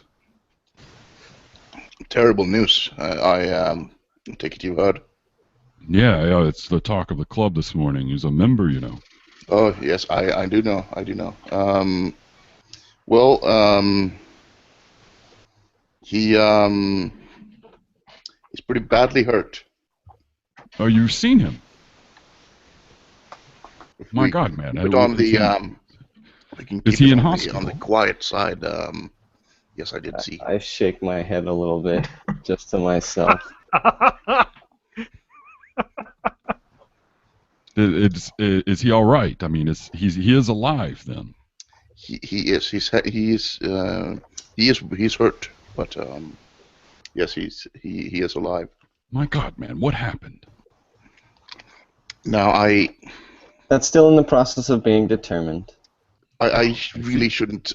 You do know that his house burned down, and I really shouldn't be. No, I talking. understand. Yes, of course. You'll have to fill us in later, though. Please. Yes, once the Is there once the anything the police club has been can do informed, for I him? definitely. Are you in contact with him? I did talk to him. Yes. Is there anything we can do for him? We take care of our own, as you well know. So, Of course. if there's anything that we can do to help him out in this situation, this shocking situation, just please let us know. I'll try to pass that along. Is there anything else? Is there a reason you're here, though? I mean, are you? Well, we were trying to pick up some things for him if he from the club. Oh, I see. Well, I mean, we do have some. I don't know that he left much here, but we do have that strict confidentiality clause. I can't release it to you without some sort of written statement from the professor. Well, let's just put it this way. He did send us here, and let's just put it this way. He's not in a. He couldn't well come here himself. I'm sure you understand that under these circumstances, it's. Yeah, I understand. Well, let's. I'll Maybe tell you what. he Let's needs see that what. paperwork from the professor that you had, and I'll nudge him with my elbow. Yes, the paperwork. Paperwork. Okay, that seems completely legit, evidently, because I rolled a 99. This way, okay? Come on, let's see what we can. Let's see what he's left behind. And they go to. You go back around to where the lockers are, the small waiting room there. And he pulls out his master key and unlocks the professor's box. And inside you see a bottle of whiskey, a box of Romeo Julietas, a spare scarf. That's really about it. Maybe a couple of volumes on something, books. I take the books. Nothing. I mean, just looking at them, they're just like run-of-the-mill I know. books, This, but nothing else. Nothing else. This is what he Doesn't wanted look us like to. Yeah, it doesn't look like he's left much behind, to be honest. He's not been here much of late. This is what he was asking for. Oh, I understand. Well, please, if you find out anything more, if we can help him at all, you must let us know. Oh, of course. I think he'll just need some personal care, and then hopefully he should be back to the club in no time. Hmm. Are you going to be attending tomorrow night, Roger? What's the I don't have the schedule in my head. What was the So many important events, you know. It's yes. hard for him to keep track. No, it's just the weekly social tomorrow. It's Sunday, so we tend to get together on Sundays. You haven't been for a few months. Thought I'd offer you a hand. I've been quite busy. I'm not entirely sure. I'll have to check my schedule. Sure. No, that's understandable. Well, please convey our deepest condolences to the professor, and if there's anything at all we can do to help, please let him know. And with that, he basically leads you back out into the main entryway there, and that's pretty much it. Nice. Good job. All right, switching gears over to the other two now.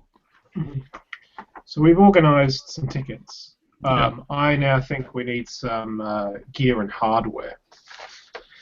So we know these people are burning down houses. I think we need to arm ourselves with some acerbic wit and a British passport.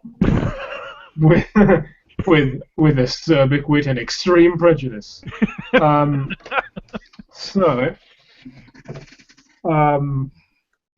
We can just go over, buy shotguns over the counter, as is my understanding. That's not a problem. If we want to get pistols, that might be a bit trickier. Well, I've already got a commissioned sidearm, so I'm all right. It's whatever you guys want to sort of take with you. I mean, I'm taking it that Magnus would have some shotguns anyway, being a landed guy. If not, I'm actually not landed. Oh, you're not. Sorry. My brother has plenty of land, and that's pretty much the only thing he has. Yeah, but you must attend the family shoot occasionally. I do have guns, yes. Okay. So it just depends on what we get for what you want and what Wilbur wants as well. Because I mean, Holland, you just go and buy some shotguns. If shotguns what you want, but pistols could be tricky. Well, I'm thinking we can't buy rifles legally without a waiting period. Or we can buy shotguns and saw them off, and that's basically just pistol. You guys would probably know that I only use handguns. I was never, I mean, as a medical officer, I'd been trained in other stuff, but I pretty much only carried a handgun ever. Yeah. No hunting. I'm more of a beat people to death with a cane kind of guy, but I think shotguns couldn't hurt. Good old-fashioned industrial relations of the North. I like it. Yeah. Well, actually, I do. I probably would know some Pinkertons, and this is how crazy industrial relations are in the 20s. You can deploy like Vickers guns, and that's cool. Like you can, if you're busting unions, you can ride around with a machine gun, and machine gun carriages they're in. That'll sort them out. We're all very sensitive to the communist threat. There's rumblings in the east. But yeah, I think maybe just go buy a bunch of shotguns. They're all of like 2 or 3 pounds each, I think. So. Now you do know that your luggage is not necessarily all stored within your sleeping car. So Right. you have some luggage in your sleeping car, your daily necessities, but the majority of your clothing and luggage would be in trunks on the on the Luggage cargo, car. the luggage car, Yeah. and then you would basically what would happen is you'd get into a particular stop, and if you're staying at a particular, like say if you get to Paris, and you want to stay in Paris, all of your stuff is offloaded, and then when you repack, you would repack separate clothes or the same clothes back into the Yeah. You know what I mean? So the point here is that you would not have access to your shotguns, which are stored as storage in the luggage car, unless you gain access to the luggage car. Or if we saw the I was shotguns just off about and could build them. Yeah. Sounds like first No. priority is getting like a what do you call them? Like a baggage guy or one of the employees' keys. Quarters. Now, Yeah. they just a quick note on guns at this time period. To purchase an actual handgun or really any gun, you really have to have a firearms certificate in the UK. This is even in 23. It's only The available shotguns to, don't count as guns. It's only no, it does. It's only available to British subjects or permanent residents, not to tourists. So if you're not British, good luck with that. And it's up to the local chief constable as to whether or not the applicant has good reason for the actual permit. Hunting. Now, yeah, if you say that you're going hunting or that you're traveling abroad, things of this nature, it will allow you most likely to pick up a handgun. And you are right, Tristan, a shotgun is not considered a firearm. It's under British law at this time. So you can have your shotguns without any issue.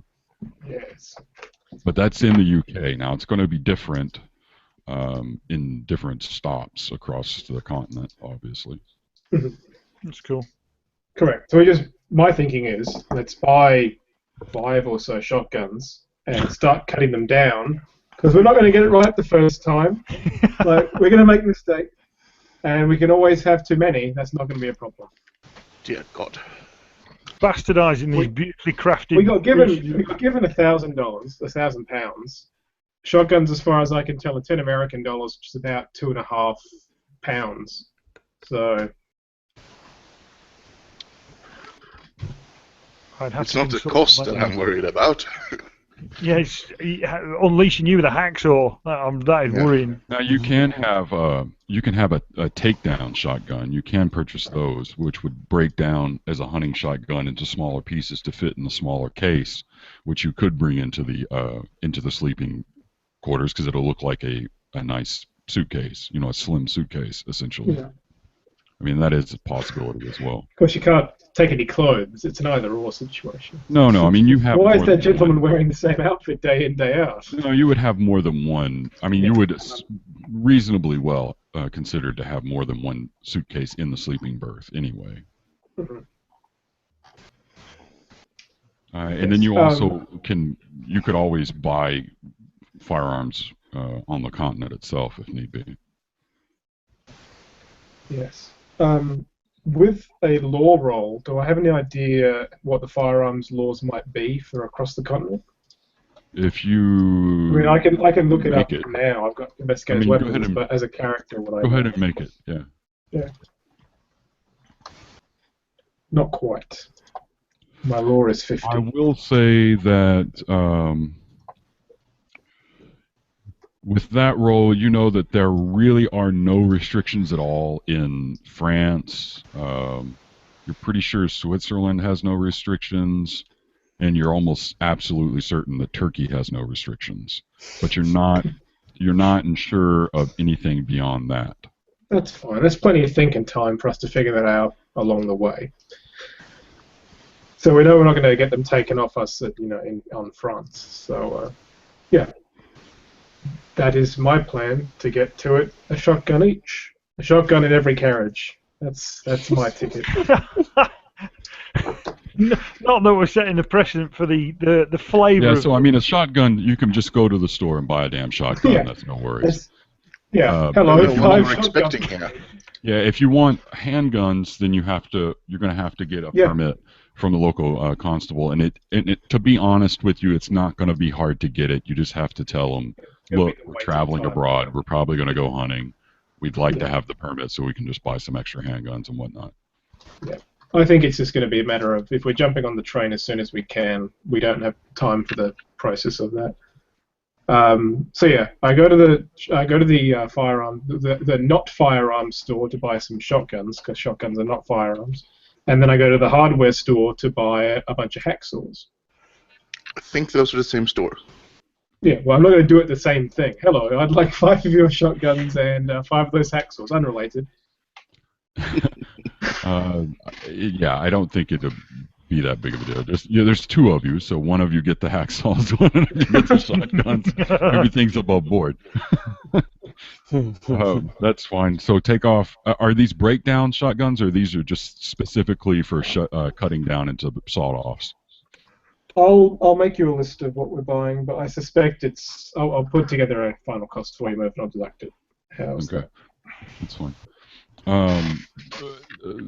Are you going to worry about purchasing handguns, pistols? I know that Max only does pistols, but I don't know that he actually has one. And then I don't. I would like him to get has one. a pistol. Yeah. Well, So there at was this a note point, here about you can have looted weapons. At this point, let's go back to let's get everyone in the same place at the club. So you're meeting back up at the club after buying tickets and after going to the Oriental Club.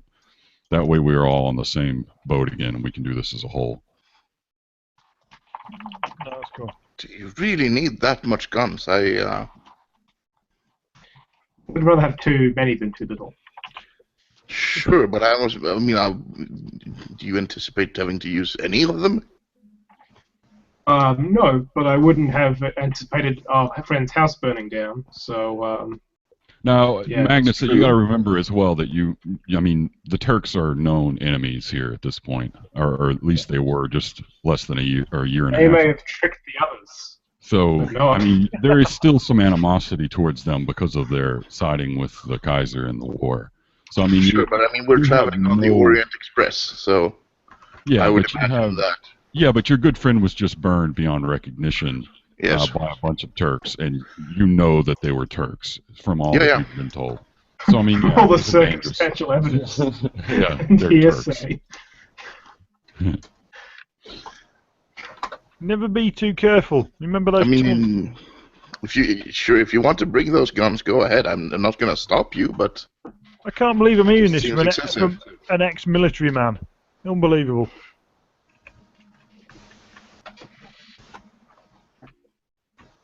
Now, you could have had, like you said, looted guns, Max. Mm-hmm. It's kind of up to you as to what might have entailed, what exactly it was.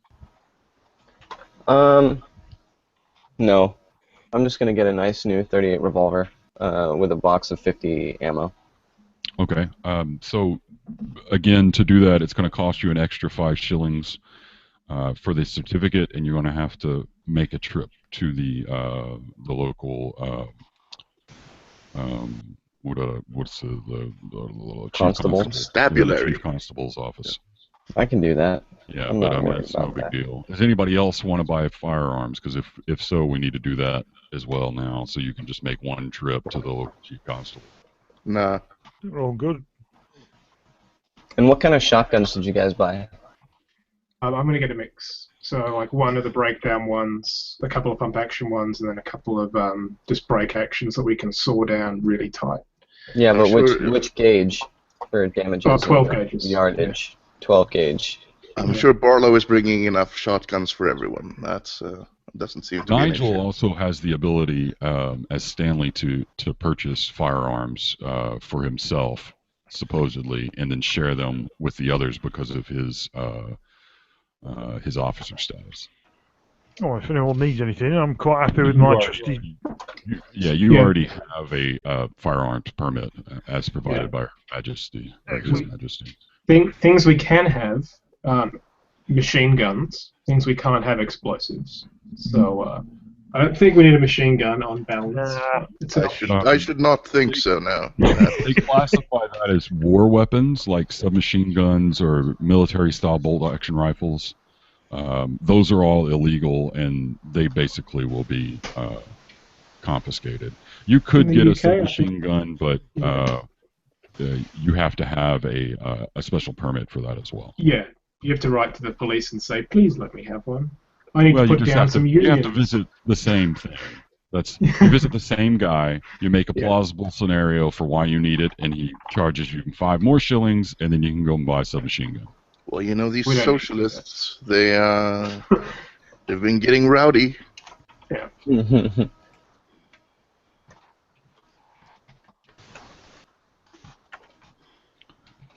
Just as in here they mentioned that in 23 an imported 45 caliber auto ordnance model 1921 Tommy gun costs about 48 pounds Wow. with a 20 round magazine. That's mainly because the outrageous price is a stipend received from it takes weeks to get there. They don't manufacture them in the UK at all, so it has to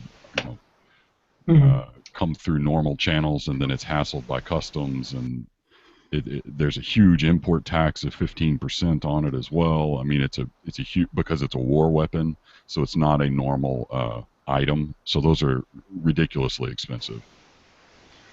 Is anyone actually good with shotguns enough to warrant getting a really good one? No. I have, yes, I have 40% with shotguns and 50 with handguns.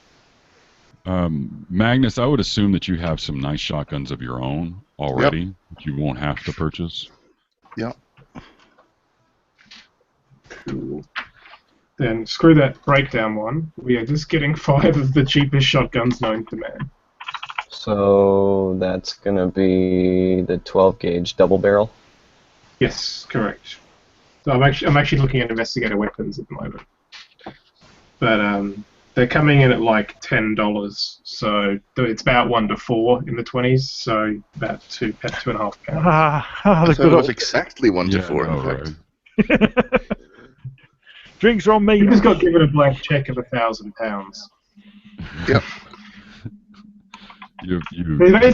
They told us to do this. They were like, "Here's £1,000. Go get Well, it." the fucked up thing is you've spent a tenth of that, and you've already secured travel in first class across the entire continent. So Yeah, but there's hotels to stay at, and yeah, that's going to be... there are, but there still aren't Strictly as calm, expensive. straight back and forth all the time on the ticket. Sorry that again?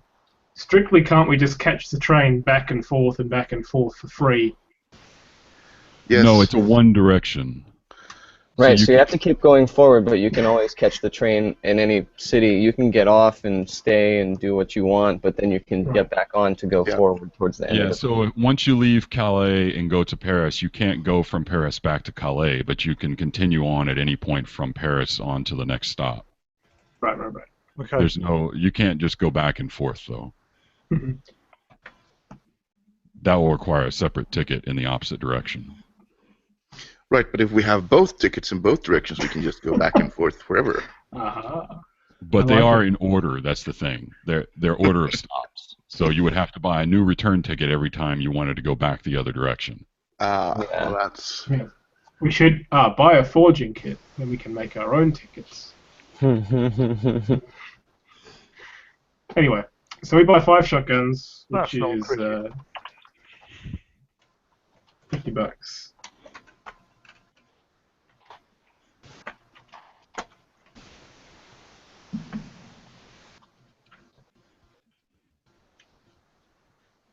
Is there anything else that we want to do in London then? There's still other options available. Yeah. I'm waiting to receive the call from... Why don't we? Can we check out the best library around to see if they have anything about this? Yeah, you can go. Scrolls or Sedefkar? Well, you know that he has that Professor Smith has an office at the actual University of London, and you can always hit up the British Library, of course, to do that sort of thing as well. Well, I would think his office would be a great place to start. Okay, if you want to go to this office, is there anyone else want to accompany him? Or are we going to do this as a group, or are we going to split it up? Nah, I'll be waiting No, by the phone. I'm going to What are you stick waiting with, for a phone call for? From the inspector from Scotland Yard. No, okay. I'll stick with Max. Well, let's do that then real quick, and we'll keep it all together. The phone rings. Hello? Yes, is this, whatever the hell your character name is? Roger Clarkwell. Is this Roger Clarkwell? Yes, it is. I take it this is Detective Sergeant Rigby. That's correct. What can I help you with? You're handling the Smith case, right? Yes, sir. We were just there at the house on St. John's Wood. We should probably talk. When's a good time for you? Do you have information about the arson, sir? I do. Can you come down to the station now, sir? Absolutely. Thank you very much. I will be here waiting then. Good.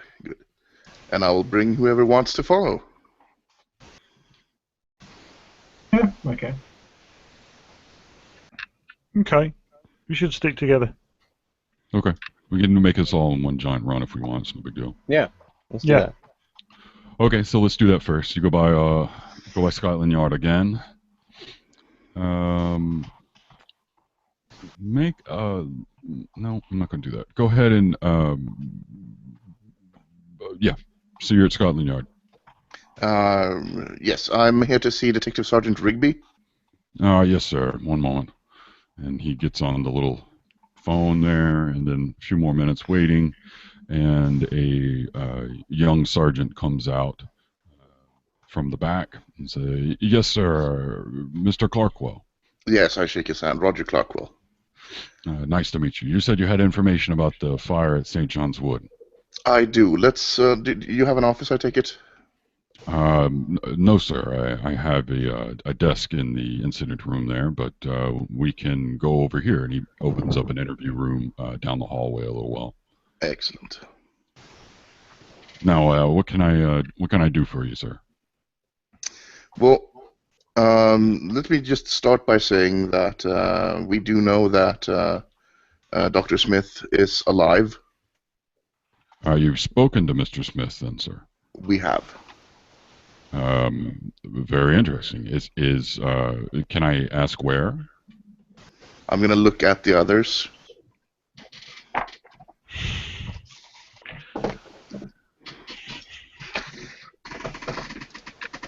Sir? Yes. We received a note from his servant Beddoes. No, wait, we didn't. No, sorry. We received a note from him asking us to come to where he was staying. And this would be his manservant Beddoes, who we're actually looking for right now, sir. It seems that he might have been involved. So I can assure you that Beddoes is not involved in the case. So but you did meet Beddoes as well, then, sir? Yes, we met both Beddoes and the professor. Do you have this note, sir? I do, yes. Can I have it? Yes. I think that is safest, probably. Yes. And I hand them the calling card. Okay. Very interesting. Why did he contact you in general? Well, he had a. I'm afraid I can't go into details on. He did ask us to attend to some things for him. Of a personal nature, or was it to do with the fire itself? Of a personal nature. Uh-huh. We're friends of the professor, so. Oh, I see, sir. Yes. Yes. Yeah. Pardon my saying, sir, but it does seem odd, sir, that he's not around. Well, I don't think it's odd at all. Apparently, there were Turkish men attempting to burn down his house. He fears for his life, obviously. I assume you haven't been to the house then, sir. I have not. They didn't attempt to burn it down. It is completely burnt down. Well, all the more reason to be worried. Hmm. I'll stride forward and say, look, this could be a case of national security. What have you found out? Where are your suspects? Where are we in the investigation? We need Make a credit rating roll for me there, Nigel. That or a persuade. I've got a decent persuade. What's my persuade? Oh no, my credit rating's better. 54! Missed it by 4. You can spend luck. I can Yep, spend we do luck. have luck. Yeah, so How does okay. that work? Well, you just tick off 4 luck and then you made it. I should do that then.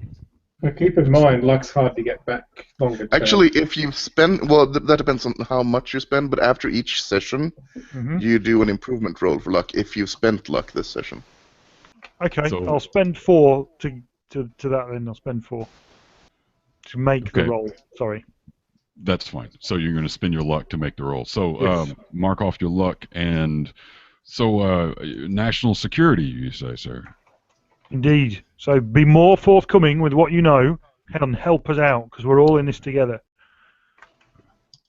To be completely honest with you, we have no leads. We can tell that it was burned from the outside. It looks like someone threw some sort of accelerants, fire bottles of some sort through the windows. And essentially, the house went up in a puff of smoke. And does this tie in at all with the report I read in the newspaper recently regarding the bodies that were discovered with the strange communal identity? Yes, the Mahmoud, or what's the Turkish fellow, or fellows, I should rather say. The triple Oh, Turkish fellow. That's Inspector Fleming, sir. He's in the CID. I don't have anything to do with that. I don't think there's a connection unless you're telling me there is. You're the investigator. Well, this is the first I've heard of strange Turkish gentlemen burning down homes in London. So, Indeed. I mean, are you saying that there's a connection between the Mehmet Makri murder and the burning of Professor Smith's home in St. John's Wood? The connection would be the Absolutely, Turkish. yeah. Absolutely. What else could it be? Objectively, it's How many Turks could there be in London? Come on. Bring this other police officer and let's have this through. Oh, I can have a word and see if he'll speak with you, but I don't know if he will. Won't speak with us. That's I'm Don't thinking you about know actually. He is. No, this is a detective inspector, though. You're talking to a sergeant, so I mean, this is a rank up and far more busy than this guy is. Hmm. Okay, Well, but we're I mean, if If the safety of one of the the most esteemed professors in London is of no concern to him, I'm sure that he has. I'll be honest, it seems a little far-fetched, gentlemen. I understand, but Well, we have a direct. Well, that's why link you're as not a well. detective inspector, are you? We also that'll work. at our friends. roll persuade there, or intimidate there, Max. There's an intimidation. Oh God! All right, let's see. I have 15%. Nope. You ain't that scary. I could try and push it. No. Let's not get ourselves arrested here. Sir, please calm down. I understand that you're in some sort of shock. What state was Professor Smith in when you met him? Wounded. That's how I would describe it. Wounded. Yes. And with that, he stands up for a moment and he goes to the door, opens the door, and speaks to a constable outside, hushedly. Make a spot hidden roll real fast if you can. Not listen. No, a spot hidden. All of us? Yeah. All of you. Oh, that's a pass. That's a hard pass. Look at this fucking Rolo going crazy. Oh, that's that's a fail. That's a serious fail. All right, so what happens, you notice you can't pick up what he's saying at all, but you do see him slide the card that you gave him to the constable, and then he comes back in the room and shuts the door. Um, I will, if you don't mind, I'll go and see if Inspector Fleming is willing to speak about the Mehmet Makre murders, but I can't guarantee that he would. Although I will admit that you're. Do tell him that Roger Clarkwell is wanting to speak with him. Roll credit rating right there, please. 08. Oh, Nice. Sure. Yeah, I will. Thank you, sir. Just one moment. And he leaves you in the room for a good 5 or 10 minutes. Right. And Just quickly while he's out of the room, yeah, we need that. He just gave away the card, which has our friend's address on it. Our friend who is in hiding, deathly afraid of anyone. I mean, is that not a concern? This is the police. That was my thinking. Not all police and not all men are honest, are they? yeah, but he's a British policeman, for God's sake. Exactly. We're not in Turkey or anything. Yeah. This is the British police. Well, I'm just saying, a lot of the good police, a lot of the good police died in the Great War. They don't exactly have the cream of the crop now anymore. Who's to say? No, wait. At this time, a lot of the survivors from the Great War came back and got jobs as bobbies and policemen. So you have to be careful here. Yeah, but there were people out there who were killing their own. Like so. Surely, I trust the police. So the door opens back up, and Rigsby walks in with a older gentleman behind him, slightly more well dressed, more on your level of social standing, you would imagine. Gentlemen, I see you have you wanted to speak about the Mehmet Makri and for some reason the St. John's Wood arson. Yes, we believe there's a connection. And that would be. Well, the arson was perpetrated by Turks. How do you know this, sir? We've spoken to the professor. You've spoken to the professor, have you? We have. And where was this at? We already gave, and I'll give him the address. We already gave him the card from the that we received from the professor. And why would the professor contact you and not the police, sir? We're close friends of the professor. Yes, but why wouldn't he contact the police, sir? Because you're the kind of people that can't make simple connections and investigations, and maybe you require a little bit of assistance. I use my most pompous, sort of militaristic. Yeah, roll intimidate. That's not going to go well. It was more of an instruction than an intimidation, but you know. Yeah, but you're being a pomp ass about it, so. Yeah, all right, I'll give you that. 57 is a fail. Yeah, very funny, sir. I don't think that you're funny at all, actually. Look, is there something that I can do? I don't see how these cases are linked at all, except for in a city of over 1 million people, 2 Turks had to have, might have supposedly committed one and was a victim in another. So I'm failing to see the connection here, gentlemen. I'm going to try and turn on the charm a bit and just, say, look, I mean, I'm sure our friend would have come to you, but he was injured quite badly. He's obviously afraid for his life. He doesn't know who to trust, and he probably, he might have been injured getting to you. Someone obviously was out to get him. Houses don't burn down with firebombs by accident. Fair enough. Yeah. But still, I mean, I can see the point. The houses are not firebombed by accident. However, I only have hearsay from a third party saying that there were Turks involved in an arson, which I'm not investigating, my sergeant is, and I only have the fact that the dead men are possibly Turkish, but they definitely had what seems to be a cloned Turkish passport in the name of a Turkish man. That doesn't definitely make them Turks. No, but isn't this worth looking into? The other It's piece of definitely information worth a that, dime novel, sir. Make a charm roll there, Tristan. sure, I think A that dime novel, seriously. yeah, that is not seems quite a a bit. hard I am success.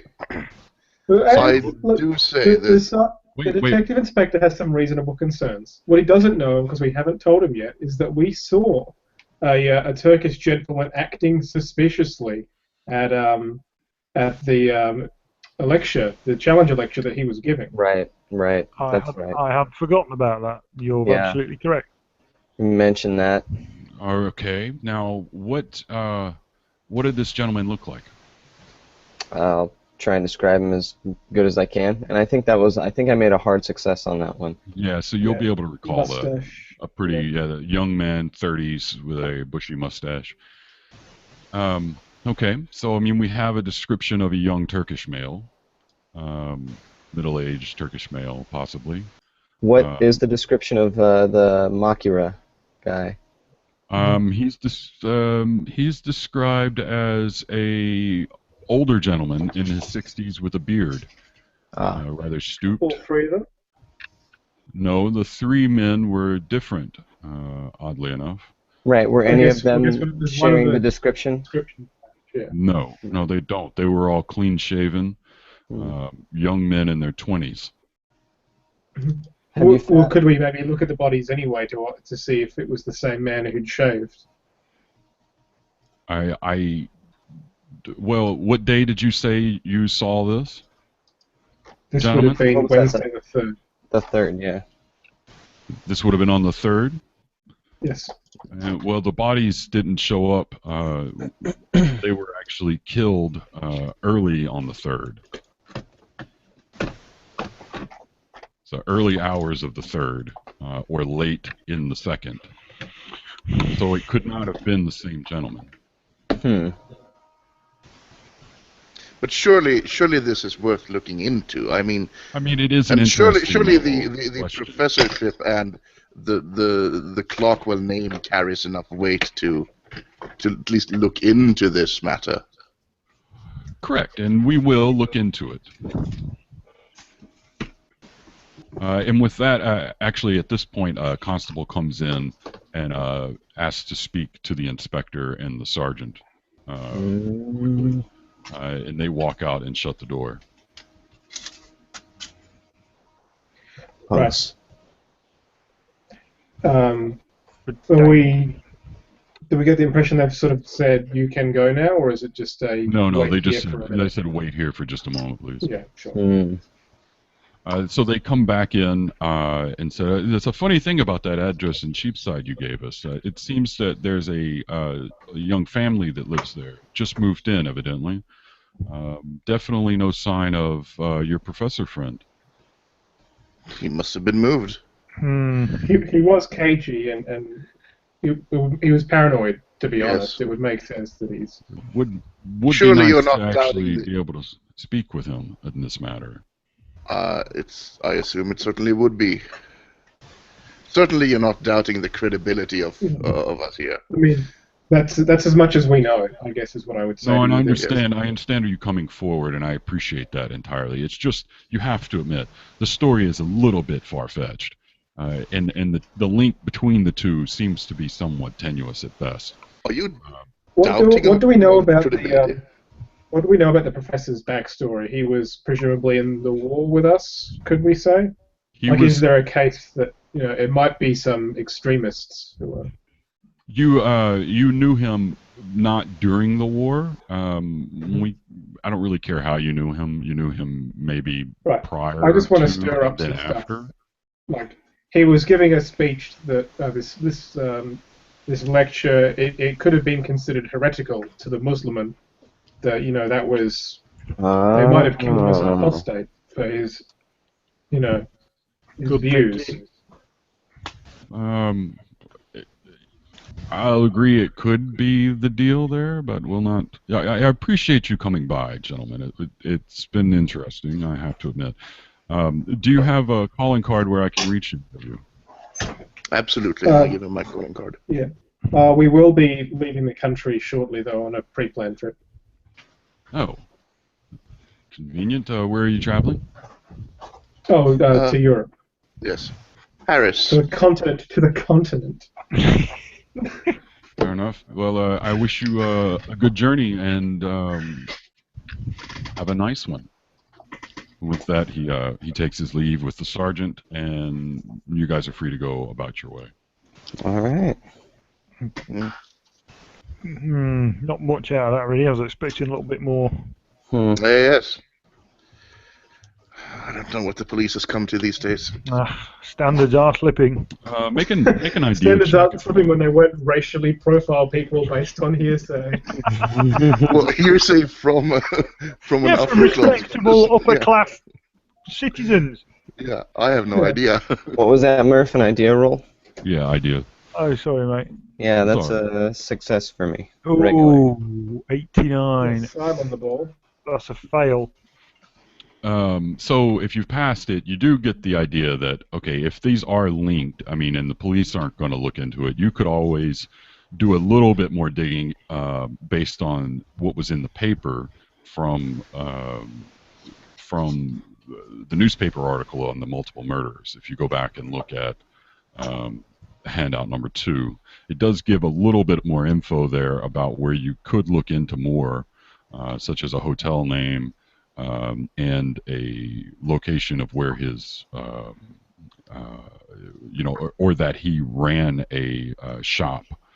You might be able to figure out what shop that is on your own if you so desire. Look them up in the directory.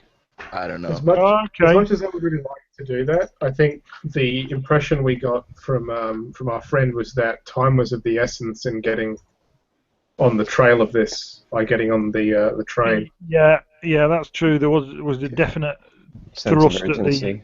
Yeah. That if these men had been killed by someone, that someone could be on their way to Europe right now to beat us to all these things. Can I try to see if I can call in a favor from someone to put some pressure on the police to actually investigate this? I mean, they are investigating this. It's just a hard case because they don't have any formal identification for the men found murdered. I mean, they're not ignoring it. And they're not ignoring the arson at all either. It's just that there's virtually nothing to go on between the two. I still want to put pressure on them. So, you can try a credit rating and a luck roll. And you pass them both, and you would have successfully reached out to enough contacts in order to make that happen. 64. However, it's a fail for credit rating. Yeah, so don't even worry with the luck rolls. It's not going to matter. At this point, let's just say that this day is over because we've done a lot of traveling already, and this is all by fucking Hansom cab or tube, so we don't have a whole lot left. Right. Let's pick up the next day. Or let's say what we're going to do this evening, and then we'll pick up with the research you guys wanted to do at the library, the British Museum Library tomorrow. I'm simply gonna start packing. Pack, yeah. Do you want to cut down your shotguns? No. Yes. Of course not. As long as I think I can do a decent job of it. Well, you won't know until you try. That's why I bought spares. I would imagine it's a mechanical repair roll to do this. Imagine what? I'm wondering, is it a mechanical repair, or can I use... I was thinking mechanical repair, to be honest with you. I've also got operate heavy machinery, so I'm not sure if we have access to like a lathe or anything like that. I don't think we do, and that's not necessarily going to cover doing that. Yeah, I mean, I would say mechanical repair, and you get a big bonus because all you're doing is operating a motherfucking hacksaw. You know what I'm saying? Back and forth. Bonus die? We'll make with it a bonus die? Yeah, or a bonus die. Basically, if you fail, it will impede the damage on the weapon because you've left it in such a manner that it does not spread as it should. However, if you don't fail, or rather, if you critically fail, that's what happened. If you fail it, you can only do one. If you pass, you're going to be able to do 2 this evening. And that's I can help you with that if you want. Yeah, go nuts. I'm not really the mechanically inclined type in that respect. But if you show me a mill, I can run that for you. I've got 15 mechanical repair. So by the sound of it, you get 1 done because you didn't critically fail. But you didn't really do a good job either. Okay, so if I roll... Because that was your metric, wasn't it? Wow. Okay. Okay. You Sorry, rolled an 8, Magnus of is course. right. 'cause That it's was an extreme success. So you get Damn. you've cut down 2 shotguns to make sawed-offs. 2 of those shotguns are now sawed-offs. So adjust those with the added damage bonus there and reduce the range. Sorry, just to digress slightly. What's the process for tracking skill advancements in 7th Ed? Just tick your skills, and then whenever Same process. whenever he wants, yeah, same thing. So whenever Murph Okay. decides, then we can roll our ticks and advance. And is it impales or is it hard successes? It's any success. Any success. Any success. Any success. Good Any. God. Wow. Okay then. Look at this. Tick, tick, tick, tick, tick. Yeah, with Rolo, this could be either really good or really bad. Well, luckily, if you do really bad with Rolo, then you'll won't have that same character for too long, and then you won't have to worry about taking his skills.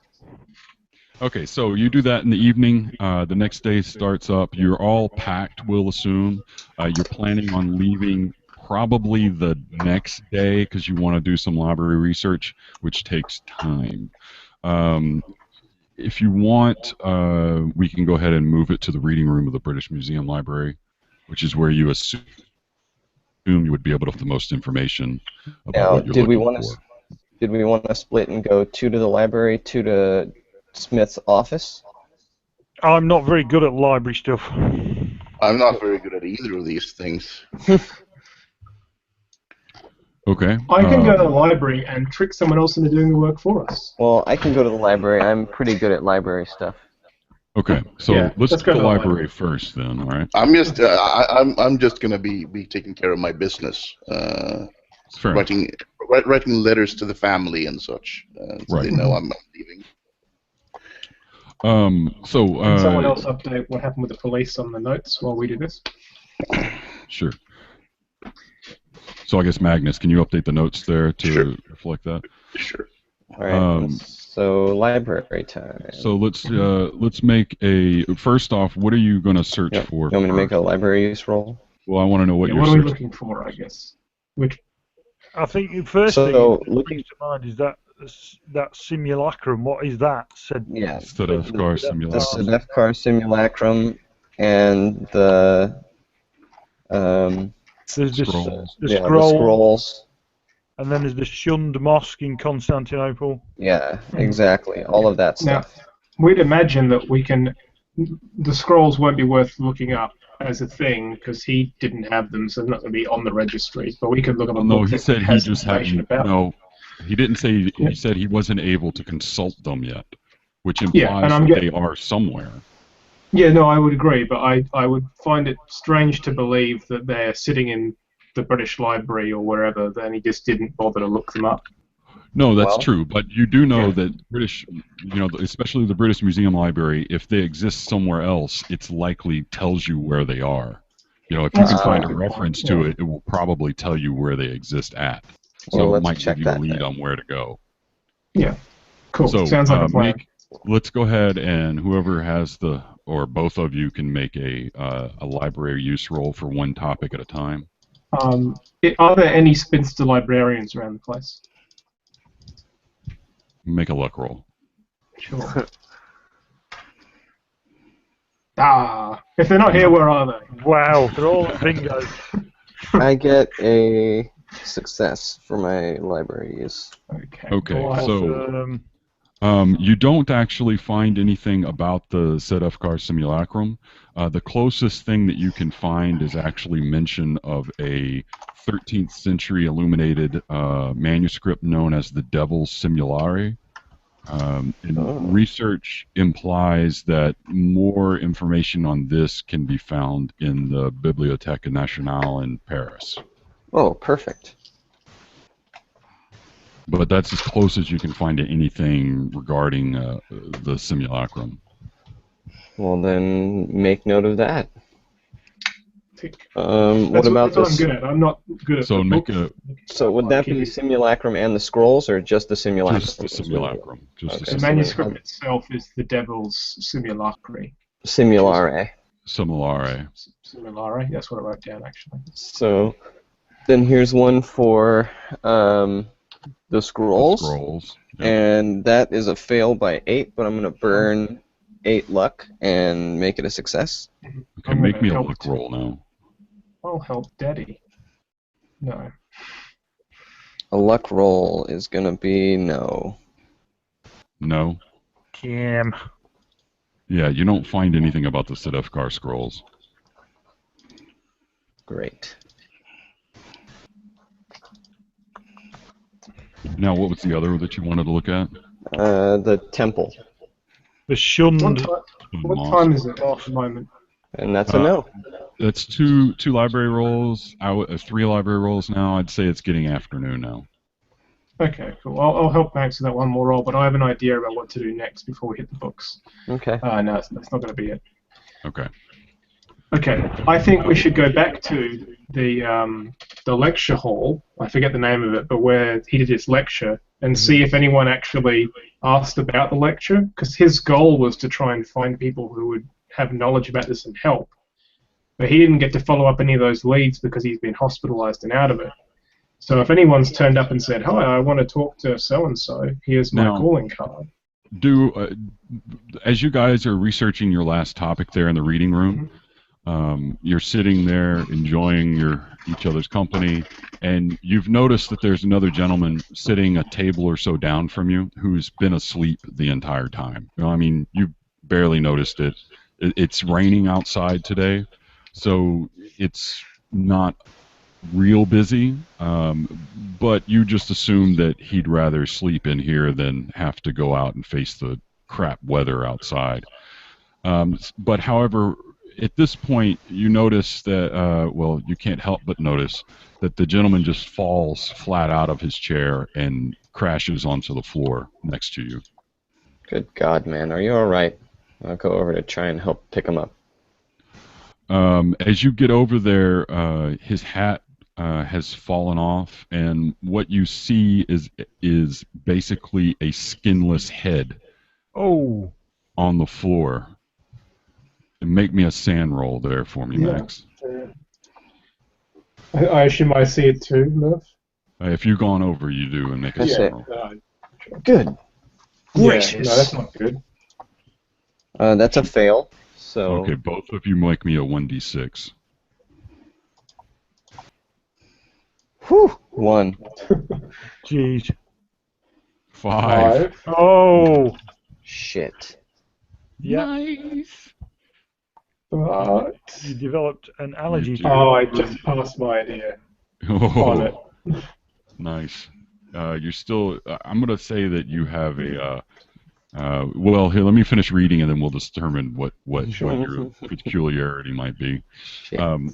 So, as you notice the gentleman, he's fallen down to the ground. His hat tumbled off. He's got no skin on his head, so his eyeballs are just open to the world. Teeth, no lips. I mean, there's no skin on him. It's just blood and meat. You're not sure why you didn't notice this before.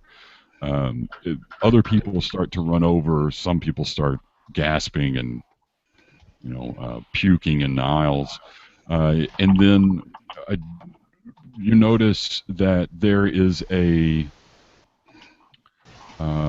bit of something pinned onto his shirt inside his jacket, and you can tell that his Okay. jacket was kind of hiding a lot of the damage because his shirt is bled through. It's bloody, but his overcoat was blocking most of that.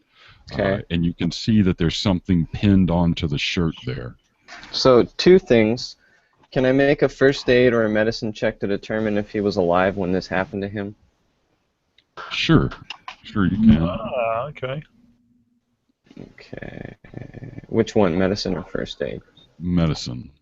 And that's a success with a 41. You're going to have to, because you're a doctor, you're going to go ahead and remove or open his shirt a little bit. At Mm-hmm. this point, you realize that his torso is as well completely skinned. There is no skin there. Oh, Uh, wow. at this point, you also can determine that he was in fact alive, uh, or very likely to have been alive for a short period of Or time while when this they happened. started doing it. Yeah, and there is a note. Well, Yeah.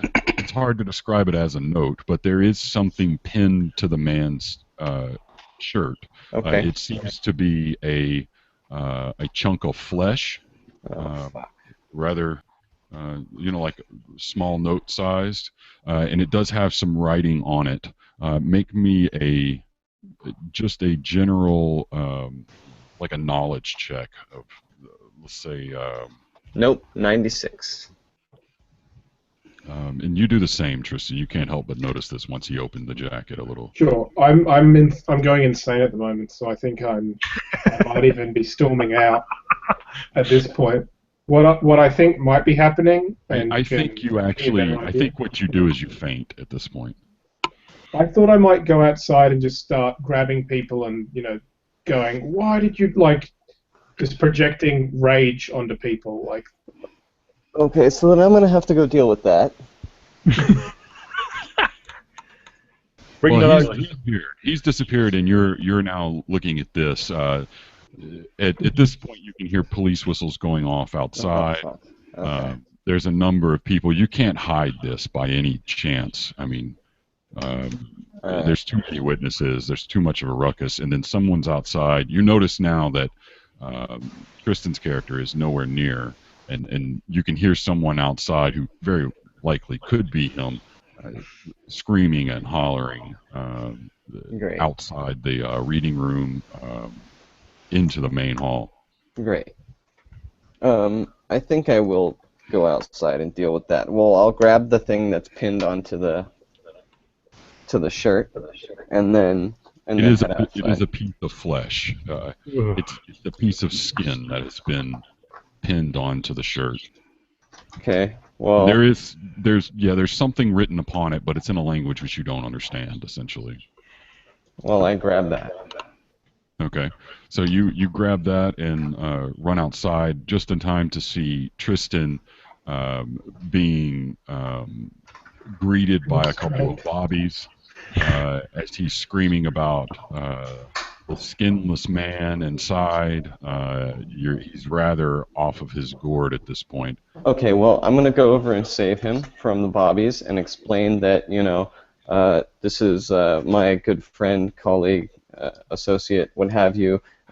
This is purely he's having a stress from the war-related incident, and he'll be perfectly fine. I'll take charge of him right now. I am a doctor, and blah blah No, that's blah. fine. There's a body inside. You said, sir. Yes, go quick. They go. One of them stays with you two, and then one of them runs back inside. If you don't mind just waiting just a few minutes, let's get up here in the foyer out of the rain real fast, and let's see if we can't get your bona fides down, and then we'll wait for the inspector to show. And so they do just that. They go in. The other guy comes out. He's vomiting as well.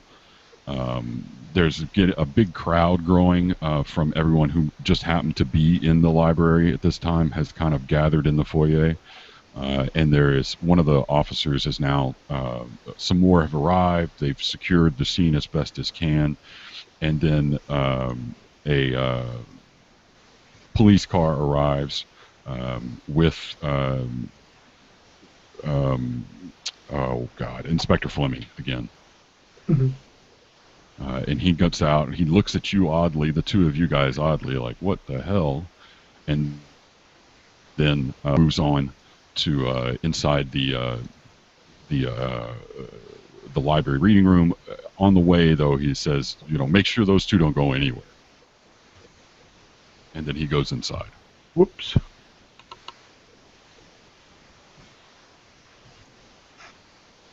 Oh. Oh no. Tristan, you should be coming out of it about now. A few minutes Yeah. have passed. Um, There we go. There's Max. So Sorry. Tristan, it's all good.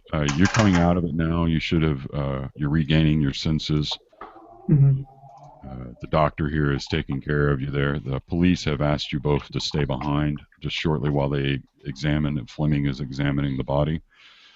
And he asks you, he comes back after a few minutes and says, "Gentlemen, if you don't mind, let's go over here real quick." And he leads you over to a quieter area here and then asks you both, "What in the hell has happened here?"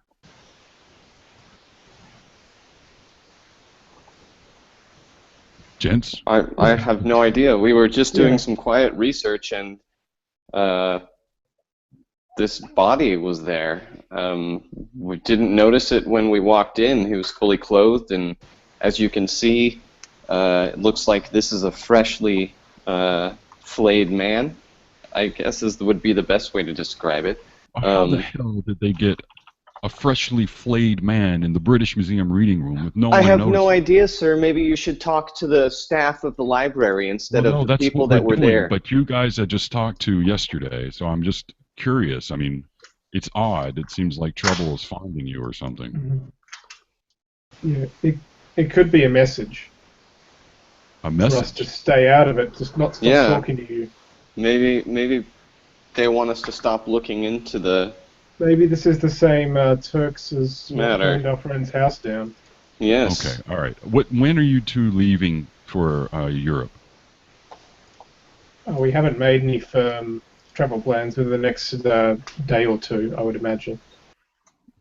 If possible, I'd like just to get a formal statement before you leave, and then that should be the end of it. If you're not involved at all, that's fine. But if there's a don't third worry. time, God help you. Yeah. I don't like coincidences, and this just seems like an odd coincidence. Except when it's a coincidence about Turks, that's fine. That's the kind of coincidence you like. But sure. You have to push his buttons, don't you? You have to force the issue.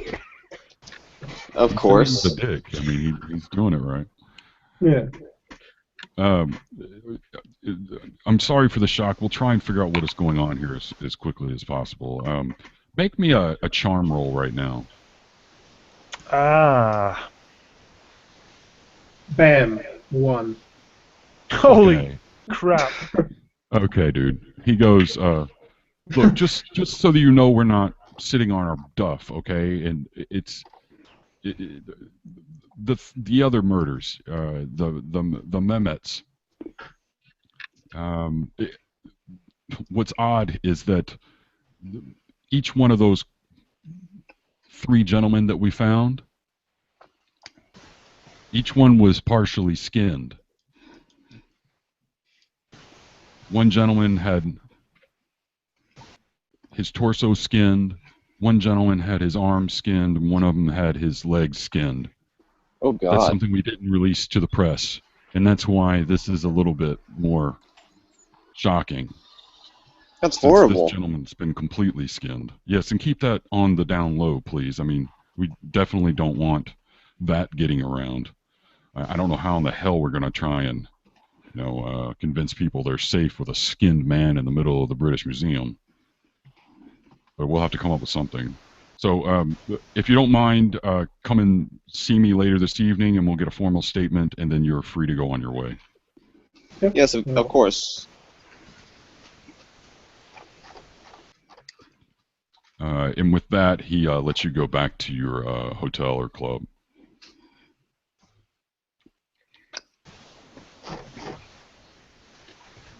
Cool.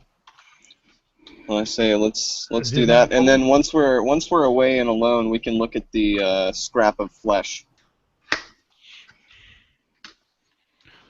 Yeah, okay, let's jump over to the other 2 guys, though. They've been sitting patiently for a while. No, the other one guy, because I'm The other one guy. my character is going about. Oh, that's right. Yeah, so what were you doing? You were just getting ready for the day at hand. Yeah, I like I said, my character doesn't work, but he works, so he's working. Go enter an office building and find an empty room and No, sequence of success. more like acquiring art for people. Acquiring art for friends. You had to make a run by Sotheby's, Yeah. And make an idea roll for me. Yes, I have an idea. You think to ask Sotheby's, your contact at Sotheby's, about this M. Macarat, to see if maybe they had any idea of who he was, because you know he ran an antique shop. Right, yes. Hang on, somebody's at my door. Hang on, guys. Get the guns. Maybe, yeah. This is always exciting. The old dude, he spent 4 hours walking over. Yeah, this could be... Oh, no.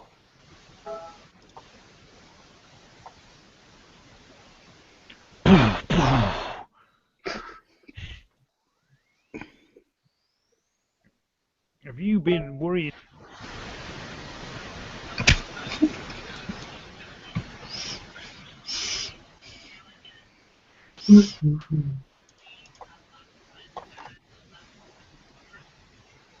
Have you heard the good news from Jesus? Did you know there's a third book called the Book of Mormon? You know, Jesus, after he died, he flew to America and saved the Indians. Also, the Jews built boats and sailed across the sea. We parted the Atlantic.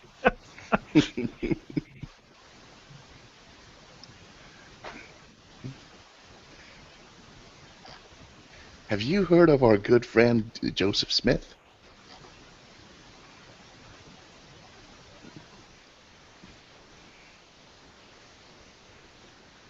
We'll also be back in a sec, guys. Seems an opportune moment to have a leak. Give me a sec. Yeah, I'm gonna go and refill my water bottle. And that's actually not a euphemism.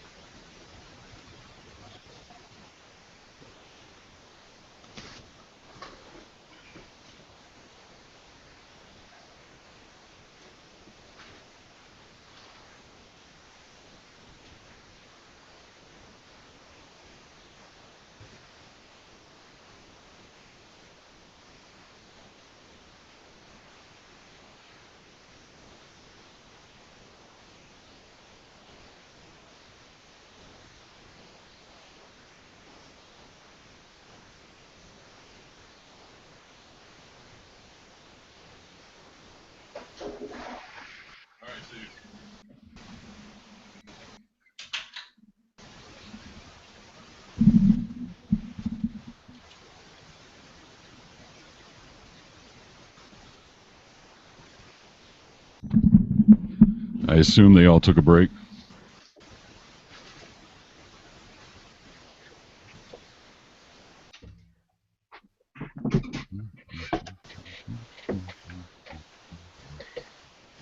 Hola. Who was it? It was someone telling him the good news. The Lord has risen.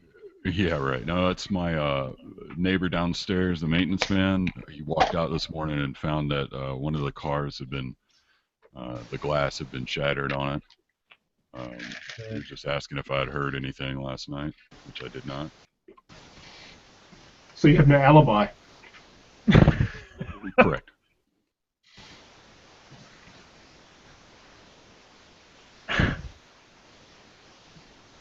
I'm not big on breaking windows, but when I do. Yeah, but when I do, I shatter them.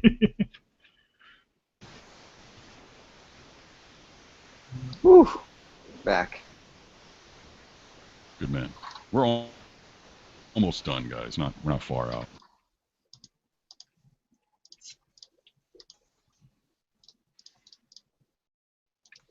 This would have been one of our longer ones. Well, not one of the longer ones, but I was hoping for 11. We're still on track for that. So it was not a Mormon missionary. No, it was my my maintenance man downstairs telling me that someone broke a window out last night in one of the cars on the parking lot. Oh, that sucks. Arseholes. Just asking if I had heard anyone. Are they heard the suspecting a window break. Mormon missionary? There's not many Mormon missionaries in this area. Are there many Mormons in the area? Not really. Well, then Not expect in- more Mormon missionaries. No, we have the Pentecostal problem. So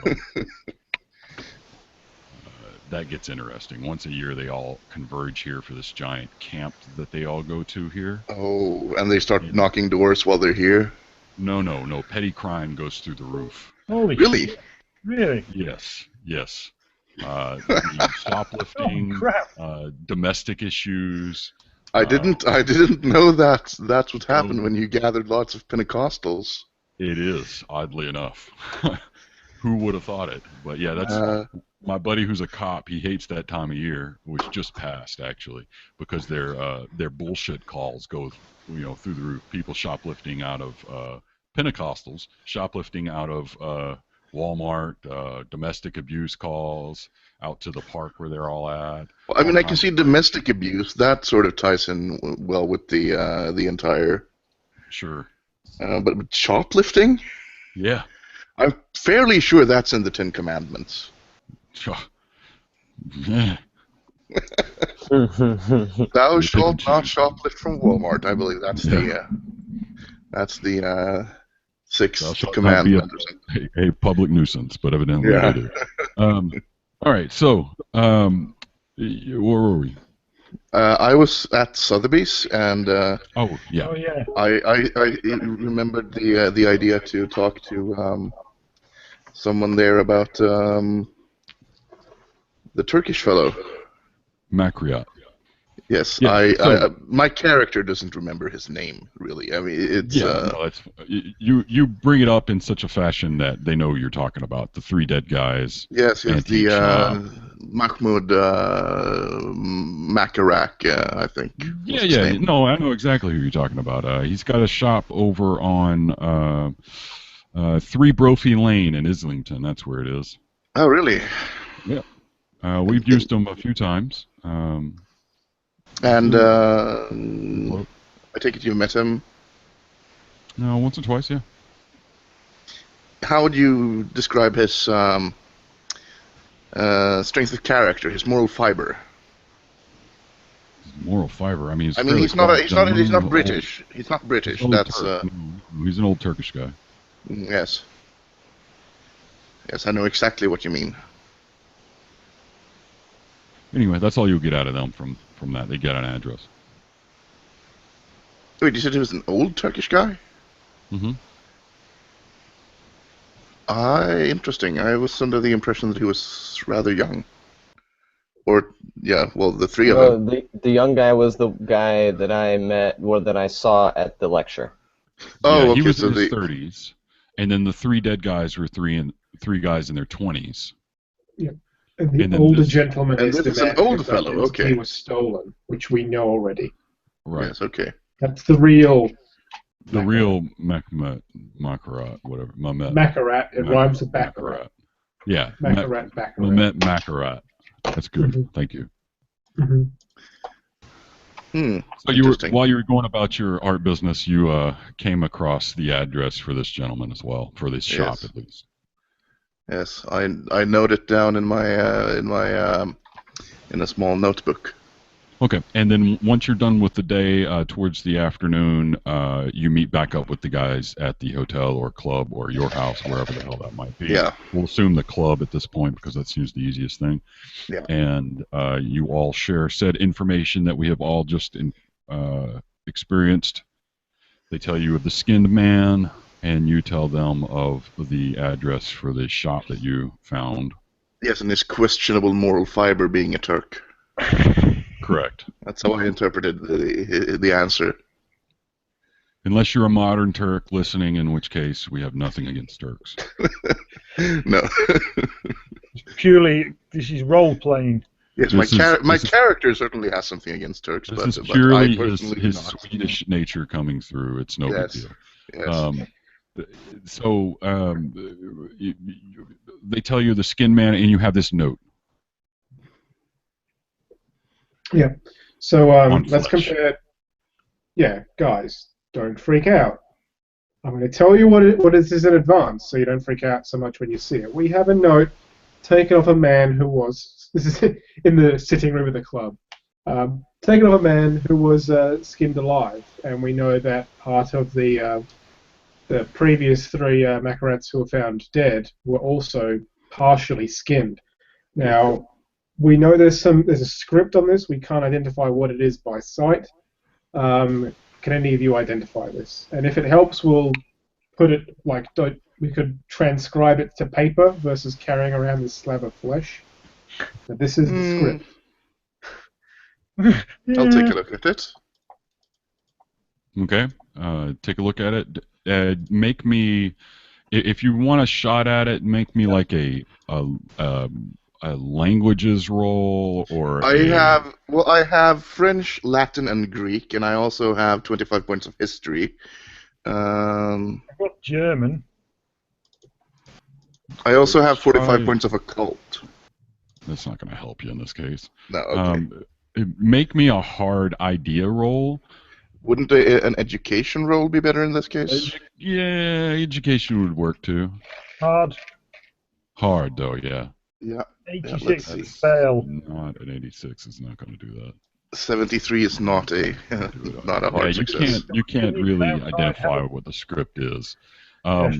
Like Tristan had mentioned, though, you could possibly transcribe it onto an actual piece of paper instead of a piece of flesh, and then see if you can get it translated. Do I know anyone who would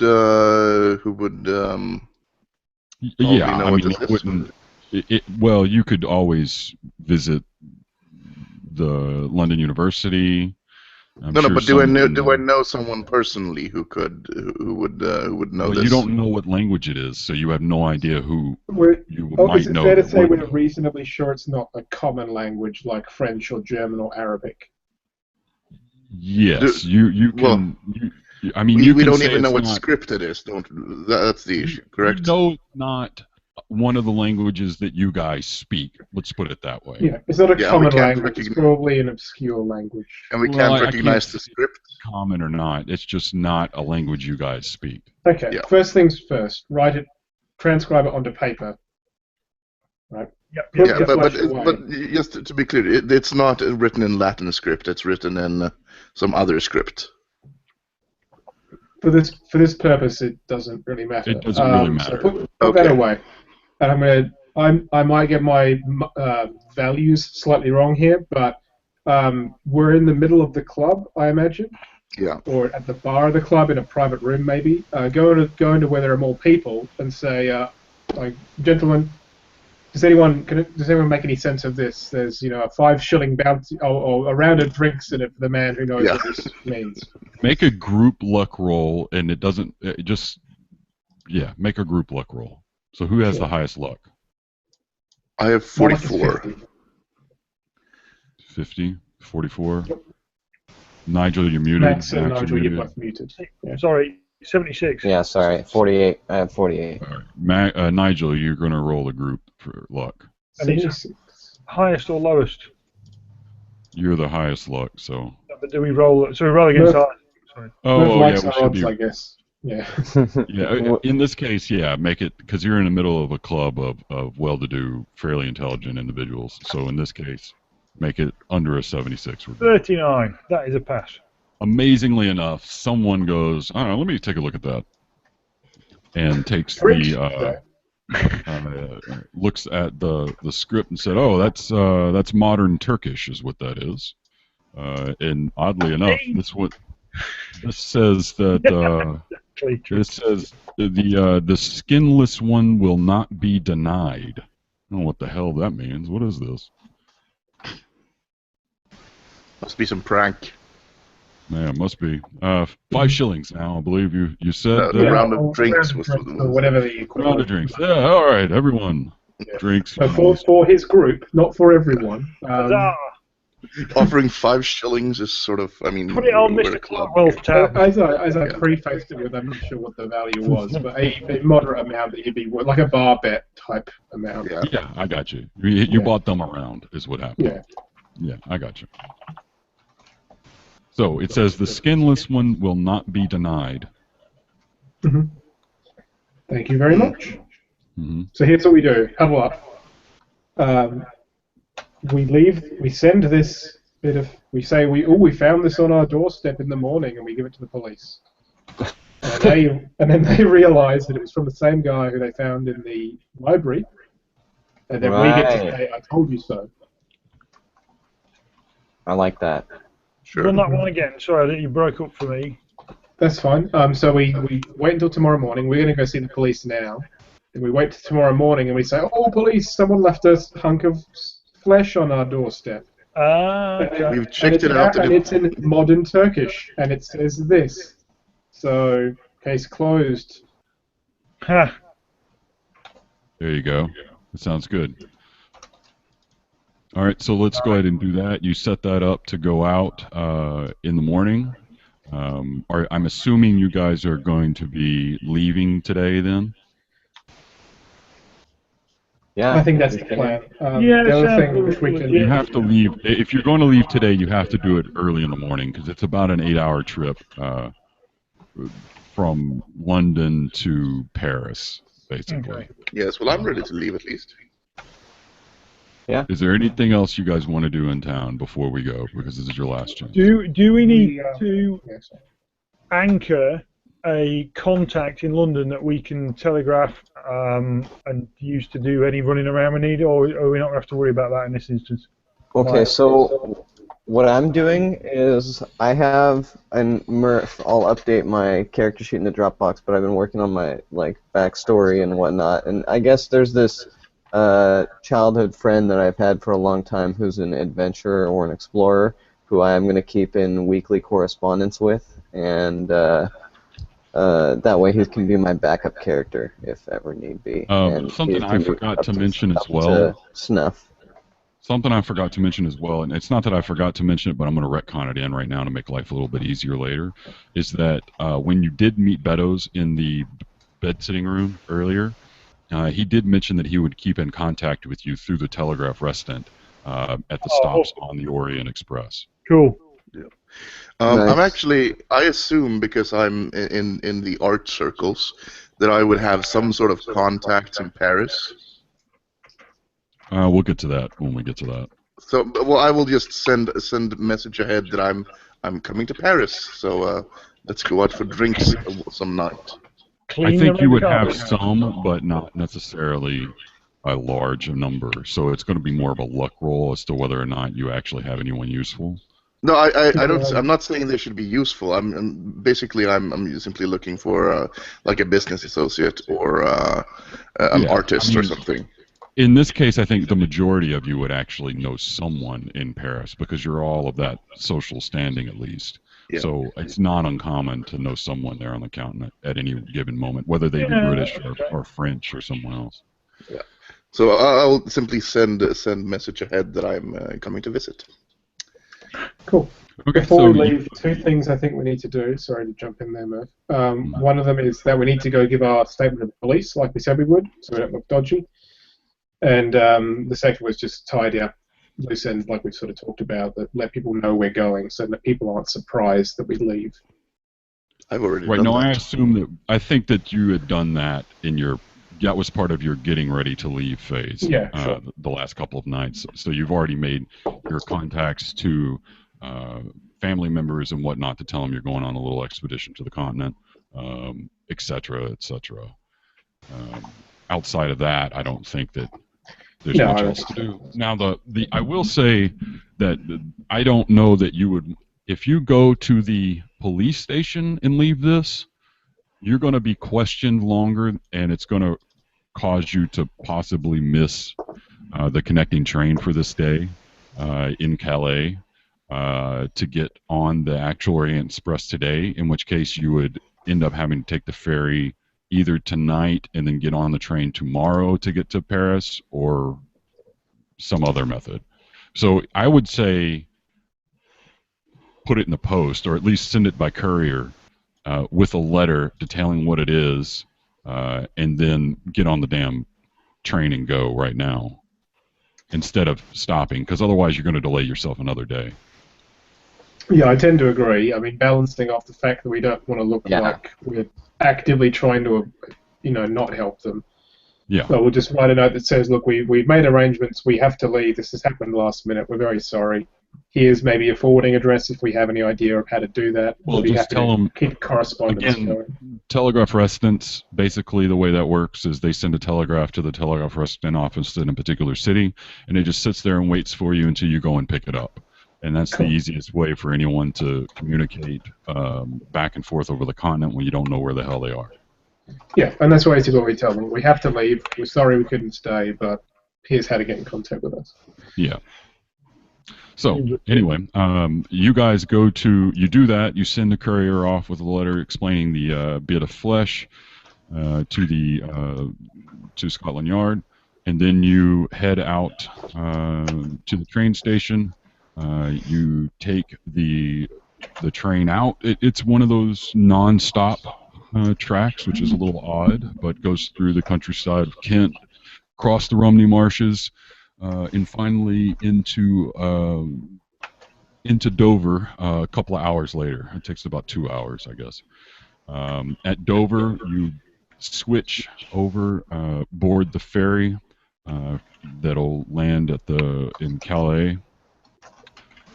You all have a first-class ticket for the ferry itself, and it can be a rather choppy ride, given let's see real quick, the state of the weather yesterday. It was raining in London yesterday, and it seems to have another front coming through or something, so it's a rather violent sea crossing here, even though it only lasts a few hours. Is this a regular ferry, or is it a train ferry? No, this is the ferry, a boat. That's the only way across the channel at this time. Yeah, no, some of them have like boats that have railway lines on them, so the train gets on them. Yeah, and goes as well. no, this is just the straight up, Calais ferry, across Boring the old. channel ferry. Right. Once you get to Calais on the French side, essentially you guys, because you are ticket holders for the Orient Express does not start here. It actually starts in Paris officially, but there's a number of Calais cars, what they call Calais cars, here in Calais for people who are traveling the Orient, and you are all berthed in those for the ride down to Paris. These are not sleeper cars; these are day cars, but they are extremely luxurious train cars as far as that goes. So they transfer your luggage and your personables over there to the train, and essentially you are on your way to Paris aboard the Orient Express. Well, aboard a Calais car to link up with the Orient Express here shortly in Paris, which is going to be another. I want to say that's going to be 3 hours down the road, I believe, on the train. Nice. Yeah, thereabouts. Right, but we didn't want to get on the Orient Express today, did we? Yes. Well, that's your ticket. I mean, that's the way it works. You get. Yeah, we want to get to Paris today, but we don't want to get on the Orient Express and go further on No, to. and you don't have to. No. Yeah, we've Right. got stuff to do in Paris. Absolutely. Yeah, Exactly. so you just take, but your ticket allows you to ride in the Calais car. Yeah, which is, yeah. And that will go to Paris. Yes. Those cars get a part of the next Orient Express train line that heads down south from there, right? But you don't have to take that train. You just have to present your ticket a day ahead when you want to leave. They make sure you have space for you, and then you all get on in Paris and leave whatever day you want. Yeah. There's no set time frame like you have to leave on the 5th out of London, and on the 6th we're leaving out of Paris. No, you can stay in Paris for as long as you fucking want. That's cool. Good. Yeah. So that is the end of That is the end of the first session there, gents. Any questions, comments, bitches, gripes? No. Bob's still awake. Good. It's unbelievable. Yeah, Bob's yeah, applause. well done. Well done. That's the most. I think that's probably the most. The most exposition-y. Yeah, I mean, there's a lot of Scene BS setting. in that one. Yeah. And there's a I've lot. already lost 15% of my starting sand, so that's a good start. Yeah, we only had 2 sand rolls, and fucking Tristan went nuts. So Speaking of, are we sure we get to tick every skill that we use successfully? Doesn't that seem... That's part of the rules. If we want to house rule it, that's another possibility. But the rules say anytime you're Of course we want to use those rules. Trust me. Yeah, he listens I to him. think that we should. Aye, honestly, anyway. 'cause- yeah, I mean that's the thing. I'm not necessarily attempting to keep you all alive, but it will be greatly, substantially easier later if we can stay alive at least to the damn end. At least one of us, okay? Because otherwise things will get interesting in Constantinople if no one of the original dudes are still with us. So there are methods in place in the new version of Orient Express to keep characters alive a little bit longer than normal. And I'll be making full use of those. Now, in my situation, I would be more worried about keeping sane, but that's... Yeah, now here's the other thing. We'll do. Let's go ahead and do skill rolls. So if you passed a skill, we'll go ahead and do that. Okay. You've got essentially a full day of rest is what this travel equates to, right? On your train ride to Paris. Okay. Right? The ferry ride to Paris, which we can use to regain sanity as well, especially Tristan and Magnus. So how does that work? So, fun fact, I rolled 51 on my 50 spot hidden for the improvement roll. So, and I gained 8. Nice. Yes. Oh, we also get to improve. You also get to improve your luck every time you improve skills. If you spent luck, you get to do that. Which I every did. session, actually. So if you spent luck this session, you get to improve your luck. And how So does if you did spend luck. Can I? Yeah. Okay. Yeah, so if you did spend your luck, then you can improve your luck in the same manner. same essentially. way? Okay. Yeah. Good.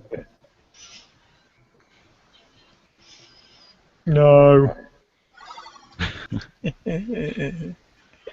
What about San Murph? Is it 1d3 or something? Yeah, you tell us how much we regain, Murph. I would say 1d3 on an 8-hour train and ferry ride. That's plenty if you get It's more a than. San restoring voyage. Yeah. 3. Of course, Nigel gets 3. That's me. Or, sorry, Tristan gets 3 is what I meant. I saw Nigel's Sounds came in bad. right after you. Nice. 3. Decent. 2 is better than nothing. Yes. All right, so with that out of the way, next time we will take up right after we arrive in Paris, essentially. Yes. Yes. Oh, what a bastard! I rolled exactly my luck. Oh, that's unlucky. Unlucky. You could have recognized it as a Latin script, by the way, Magnus, Yeah. but you didn't know what language it was. No, of course. But Yeah, I mean, you knew it was written in a Latin script. It wasn't Cyrillic, but you had no idea what language it was. But basically, knowing that it's a Latin script would have made it a lot easier to, if we had needed to visit a university or something. Yeah, I don't think that was going to be an issue if we went to a university. Yeah, it wasn't been that pretty much of obvious. it wasn't that much of a deal. Yeah. I mean, if you would have asked if it was Cyrillic or if it was Latin, I mean, it was obviously a Latin script. I didn't understand what you were actually asking there, I think. Yeah. Oh man, I'm increasing all 3 of my skills that I used: spot hidden, library use, and medicine. Nice. Wow. Rolo. Yeah, welcome to Rolo. You rolled really high to get that. Now you roll really low for your actual upgrades. So, damn, my spot hidden went up to 74, my library use went up to 67, and my medicine went from 50 to 60. Wow. Wow. Jesus Christ. Okay, well, I don't know about this every roll thing. I don't. That's that might be a little bit over. No, I I mean guess it it makes does sense balance out. because the thing is though, like the way we did it in Skype of Cthulhu was basically every mini Yeah, you usually part. don't do. Yeah, exactly. Yeah, every kind of like part of the story that you get done with, would be time to roll. Yeah, you don't improve your skills on every session. Right. You So you build basically up a improve it on bunch. every city, sort of. Yeah, that I'm probably okay with. Checking them more easily, but not rolling them as often. Or Yeah, Right. instead of I'm with saying that roll as them at well. the end of every session, you say Right. Yeah. So But that's what what I'm luck. going to say. Luck is at every session, but skills is at every segment of the campaign usually. Yeah. So what I'm going to say is that we'll end up doing it. Like we just left London, so we Yeah. rolled it. If Yeah. when we leave France, we might Okay. roll it again. Yeah. You know what I mean? Yeah, That that's cool. we'll see how Yeah. often that occurs, and then we'll do it that route. 'Cause the only problem I have with it is one of those concepts that kind of has always translated a bit badly about what the numbers actually mean. Because if you can think about improving it by like 5 to 10 points, probably like an average of 5 or 6 points, that's quite a lot. That represents, is. like months of training in it. I agree. I'm going to look into that further. I'm thinking about instead of a D10 making it like a D6 increase. I think that would be a little bit easier on the skills there, or at least balancing it out a little bit. I feel Well, like I mean, how many cities are there in Horror on the Orient Express? It's like 7. There's more. That But then you got to come back again as well. yeah, okay. Yeah, but then there's the fact that if we do it by country or region as opposed to that, then it might not be as difficult. Like we can break it down. Like okay, Yeah. there's before the Alps, and then there's after the Alps. Yeah. run it by John and Chad and see what they do on their games if they do it. Yeah. Yeah. Just ask what Or the- ask Scott as well. But also there are, you don't have to go necessarily with the extreme under 20%. You could go with like it needs to be under 50%. Yeah. That might be a good Oh, middle ground or nice. something. You could ask John from Skype of Cthulhu. Yeah. I'll figure something out. I'm not that worried about it. I don't plan on asking for those increases very often. I just wanted to get it out of the way so everybody knew how to do it once. Okay. Yeah, absolutely. Okay. Yeah. Other questions? Oh God, I've got to read my Traveller's Companion. Yeah, the reason I wanted you to get that out is because officially we all have access to the Traveler's Companion. In the Traveler's Companion, it gives a lot of nice resources for wherever you're stopping, so far as Sights to see or sights to yeah. see, hotels to stay at, Okay. places to visit, etc., etc. You're gonna love the one on London, Nigel. It's great so far. That makes it a lot simpler than having to deal with trying to make shit up on the fly. That way we at least have access to some of these things there. Yeah. Awesome. Outside of that,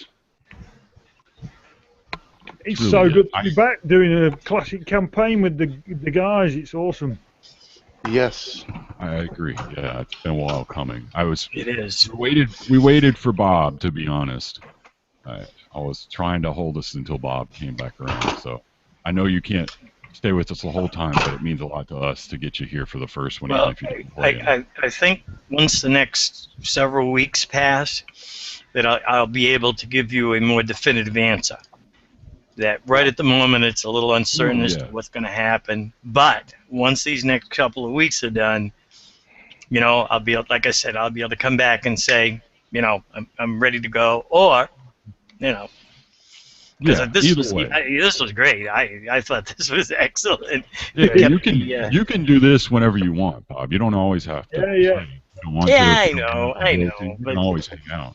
But, Yeah. I mean, you're always welcome. You're an asshole. Just Oh like no, Griffin. no, Yeah, I will. serious. Will. Just like I said, next weekend, I don't know where I'm going to be. Yeah, and I won't be here next weekend, so Yeah. I'll have the kids at an air show next weekend. So. Oh, cool. Air shows are the best when they stay in the air. Yeah, exactly. Shit, yeah. Holy crap. So anyway, yeah, we're looking at 2 weeks from now, possibly. Yeah. I'll have to Sounds double good. check. I may have to go out of town one of these weekends when I don't have the kids, and we'll have to plan around that. That's cool. It might be Halloween. It might be the week, 2 weeks before Halloween, so 2 weeks from now. Well, so who's planning to be around next weekend? Yes. So we can plan for the near I'm future. going to go ahead and stop the broadcast. Hang on. Oh, yeah. Okay. Okay. Yes. Yeah,